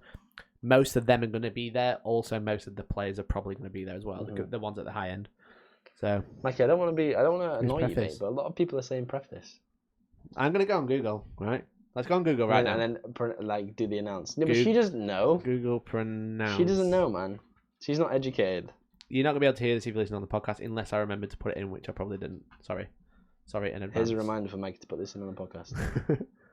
Pronounce preface. I said preface, not preface. It says preface. Oh. Let's turn this up. Oh. Let's turn this up so we can hear it. Preface. Oh! No, it's wrong. Preface. Yeah, there we go. Wrong. Slow. Yes, Mikey, I will accept your apology. Preface. Shut up! Say it correctly. Watch a YouTube video to do it. Wait for it. That is a cold coffee now. Preface. Shut up! Right, it's all Preface. You're all wrong. It's preface. I'm sorry, Mikey. Preface. Stop saying it. Stop winding me up. So, anyway, going forward, is there anything you guys really want to see Batrep wise on the channel? we'll leave that outside of the podcast. Yep. Okay, that makes sense. Yeah. So I think that's probably it for. Yeah, we've done Heat 1. We've done Heat 1. We've done what's coming up in terms of Heat 2. Yeah. So we've got Heat 2. We've got lots of events lined up. Yeah, we do. Busy. Yeah, but we are going to be away for 2 weeks because the next podcast will be in 2 weeks' time. We should say that we do have Hellstorm doubles on the 29th if you are interested at Sanctuary Gaming Centre in Mansfield. 3 tickets left currently. For teams. 3 teams left. Yeah. So 3 pairs. It's 1,000 points each. Some specific rules, custom missions, so it should be alright. Preface is preface is the front of a book. Preface is used when talking. Well, there you go. Fair enough. It was on a text, so that's basically a book. So thank you very much for listening, everyone live. We really appreciate you tuning in. Thank you everyone for listening on the podcast side on Spotify, SoundCloud, or iTunes. This has been the Heat 1 review with Toby. How have you found being in the podcast? Yeah, it's been good. It's a lot different because normally when you're at home, you can sit in your pants. There's no pressure. You can pick your nose when you want. Yeah, exactly. You're on camera for like. And you can just do you, but now like you have to be on your best behavior. Yeah. You have to get strange looks from Mike here and now. No, I'm joking. You realise how much I turn away from you because I'm playing around. Yeah, you've got to I need a. Can we have a scribbo, please? I need a scribbo to do all the manning of the cameras and stuff. No, mate, I've liked it a lot, Good. and hopefully I can come back. But it's just really far away. Yeah, we'll do it every so often. Yeah, man. Definitely we'll definitely get it on the books after Heat 2. But Dan will be here as well because Dan's exactly. Heat 2, so we'll definitely get that. So combos, solid to see. The petrol station, the snacks. Gas station, obviously. So thank you very much for listening, everyone. If you want to support the podcast, then obviously you can tune in live. You can share the videos when it's done with your friends. You can subscribe on YouTube, because as we said at the beginning, there's 18,000 or 20,000 unique viewers and only 8 of them are subscribed. So make sure you don't subscribe. We don't care about subscribes anymore. Don't subscribe, don't like it. We're not bothered. I pressed back on there by accident. Don't need it anymore. Just press dislike on all the videos and unsubscribe. Who cares? Who cares? If we reach 10,000, we get sneaky peeks. Potentially, yeah. Potentially, I don't think that's public knowledge, by the way. No, it's not. It's not public anyway. It's just what we noticed. We don't have 10,000. So, if you want to see more stuff from us, then please like, because subscribe. We want to help you guys as much as you want to help us. You can share the videos with your friends. You can listen in back on SoundCloud, iTunes, and Spotify. So, we got some Hellstorm music coming soon on iTunes. Yeah, boy. iTunes is dead now, boy.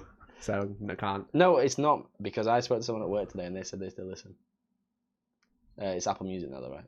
Yeah. The iTunes as itself is gone. Oh, so they basically split it all up. So you got podcasts rather than iTunes. It's technically Apple Podcasts. Oh, yeah, that makes sense actually. Yeah.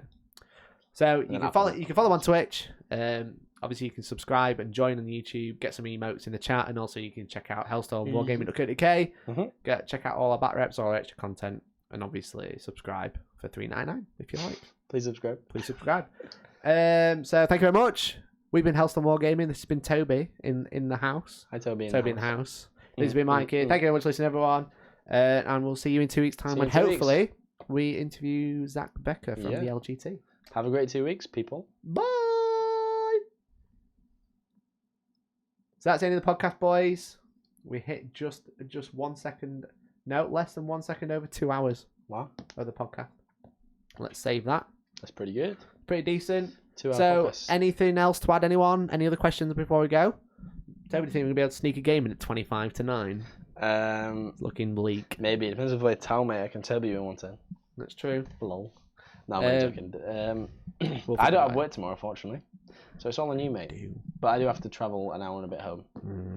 Yeah. But I don't have to be up early, so. We don't have to play, we can just have a chat about the list or whatever. So. Yeah, in any eat combos.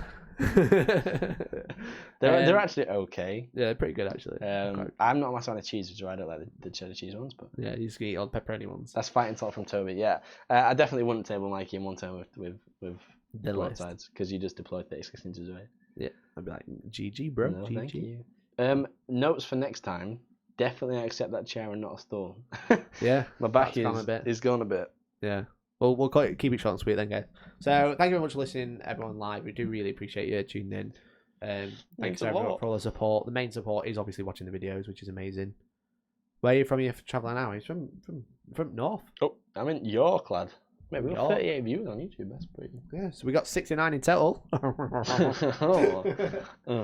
So yeah, thank you very much for tuning in live, guys. We really appreciate it. Having extra questions from you guys makes our conversations a lot easier rather than just talking to each other. So does anyone, before we go, does anyone have any non-Warhammer related questions for us? Because we get a lot of Warhammer related questions. If anyone wants to know anything about us personally, then feel free to ask. What's your salt code? Mikey's not south. I'm north mid. He's in South Yorkshire. Yeah, I'm south of the north. South at north. North. I'm beyond the wall. I am the wall. I'm the north. I am the north. I'm winter. Well, actually, I don't care about that TV series anymore. It's crap. It's bad. Well, it's done, so you don't have to be upset about it anymore. Maybe we can do some more contrast paints experiments. Yeah. Instead of playing. So, as everyone, I hope, obviously, we're not releasing a free battle report this week, and I've had some complaints tonight. We are doing like some painting videos. I do hope you guys like them, but we'll be back to normal battle reports fairly soon, to be honest. Yeah. That camera's been annoying because it's been up here all night, and I've been like, is that too high? So I'm just finally moving. Maybe you want to get the up angle, man. Like mine's a down angle, so it gets the chin in. Okay. If you get the up angle, you work it, baby. Give me your best duck face. Felt cute, might delete later. How did you two meet? So we actually met at an event that was before No Retreat, right? Because basically, when you go to No Retreat, or most big events now, you get put into we do. you get put in a WhatsApp chat. You get put into a WhatsApp group and you start to meet people, which is great. Me and Mikey hit it off really early. You know, you can just tell. We had some good banter in the chat. It's just my type on paper. So, and then we went to an event at Greetings for the Wall. Yeah, and that's where I met you and Dan. Mm-hmm. And I went to that on my own. It was 3 hours away from my house. Yeah, and it was 4 hours. It was like 3 hours for us as well. Yeah, and I was like, this is a long way. And I drove, and I was like, but I really wanna go and meet people, so it's not awkward when I go to Gibraltar, right? Because that's a different country. I don't want to get there and know no one. So yes, the Love Island reference, TJ, my boy. Yeah, he's obsessed. We got to end soon because Love Island's on at 9, is it? Oh yeah, it is. Crap. I have to leave in 20 minutes so I can get back in time for +1, Mikey. Okay, cool. Just get that down. So yeah. So we met at an event before, and then we went to No Retreat, and then we kind of. That's not us making love at No Retreat. That looks like we are, but we're not. We just had some good bands, didn't we? Yeah, we did. And then, it was class. A week after No Retreat, I was like, come join your team, Hellstorm. No. I came to do a battle report, and it was the first ever one that I did, and it was my Grey Knights at the time versus Dan's, Dark Reapers. And everyone was like, Grey Knights versus Dark Reapers, what are you on about? And I actually nearly won. Yeah, so close to winning. Just a couple of mistakes to win it back in the day. Yeah, and the wave surfing blew up, which was a bit of a rip. But no, that was good. So we met through the hobby. Amazing. Yeah, there you go. That's that one. That's how me and Toby met. Because TJ wants me to do a podcast where I give all the backstories, like the lore videos of Hellstorm. So we should do that. Yeah, we should. So here is the studio. This is the piece of terrain that we once had. Iniquity. Sorry if I said it wrong. Iniquity Graphics. Just call him Turk. That's his name. Turk. Okay. He normally calls me the C word a lot, so I'm just like, just call him Turk. Okay. Turk says, honest request. He wants to see more painting tutorials. Oh, wicked. And he also would be interested in seeing an army on parade of all the studio armies, Mikey. That's we could do that. We could do some like videos of I don't think the board's big enough, Mikey. Not for all of it. We have to do one army at a time. We could do like an advert where we just have loads of army pictures. Yeah. So me, Tank, and Dan met the same way. We had some good banter in the chat. And then No Retreat. Filled the battle report at No Retreat. And then, like, 3 weeks later, come join the team. Yeah. A bit longer. It was a couple of months because they went to LVO and I was just like, you joining the team before you go, by the way. Oh, yeah. Need them ITC points. Yeah. Christmas Special 2019, the Hellstorm backstory. Yeah. We need to get everyone together at something. Yeah. Anvil C5 says the painting video made my Google Home attempt to play everything ever on Spotify.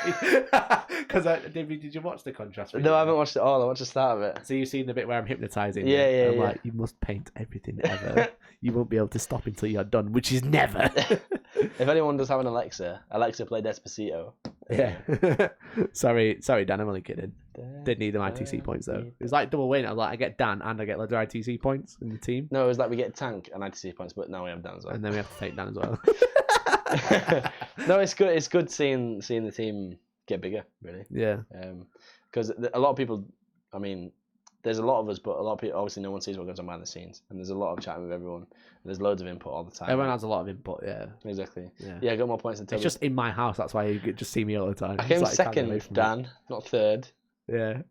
With his 350 place. Yeah. That was hilarious, that. Because LVO was so weighted because of how the scoring was done. Really? That he got more points than you coming second. Second at No Retreat. Than Really? And coming 350th, yeah. Bloody hell. Second best player in Hellstorm. I won, only by like 10 points, coming 5th at Amsterdam.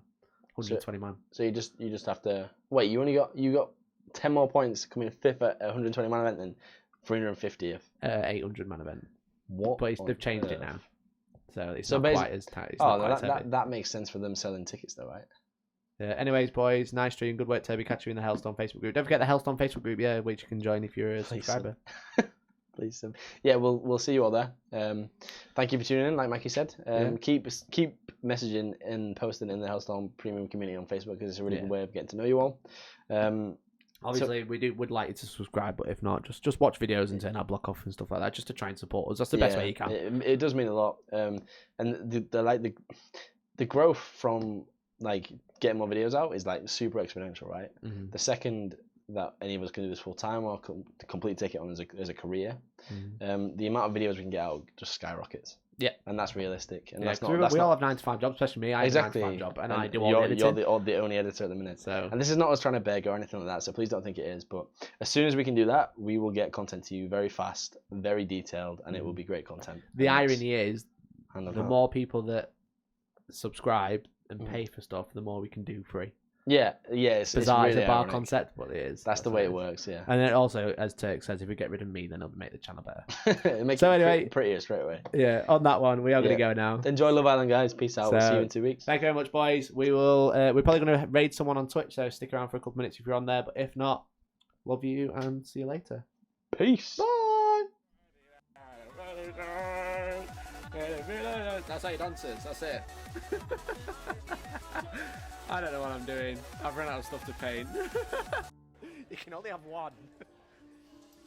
Maybe. Soulburst did her Gaze of Inyad at a drop pod, took 5 rooms off it.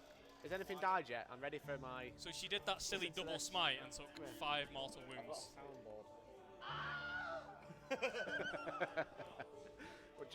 Dan, one more. When Summit arrives from Deep Strike. His name is John C.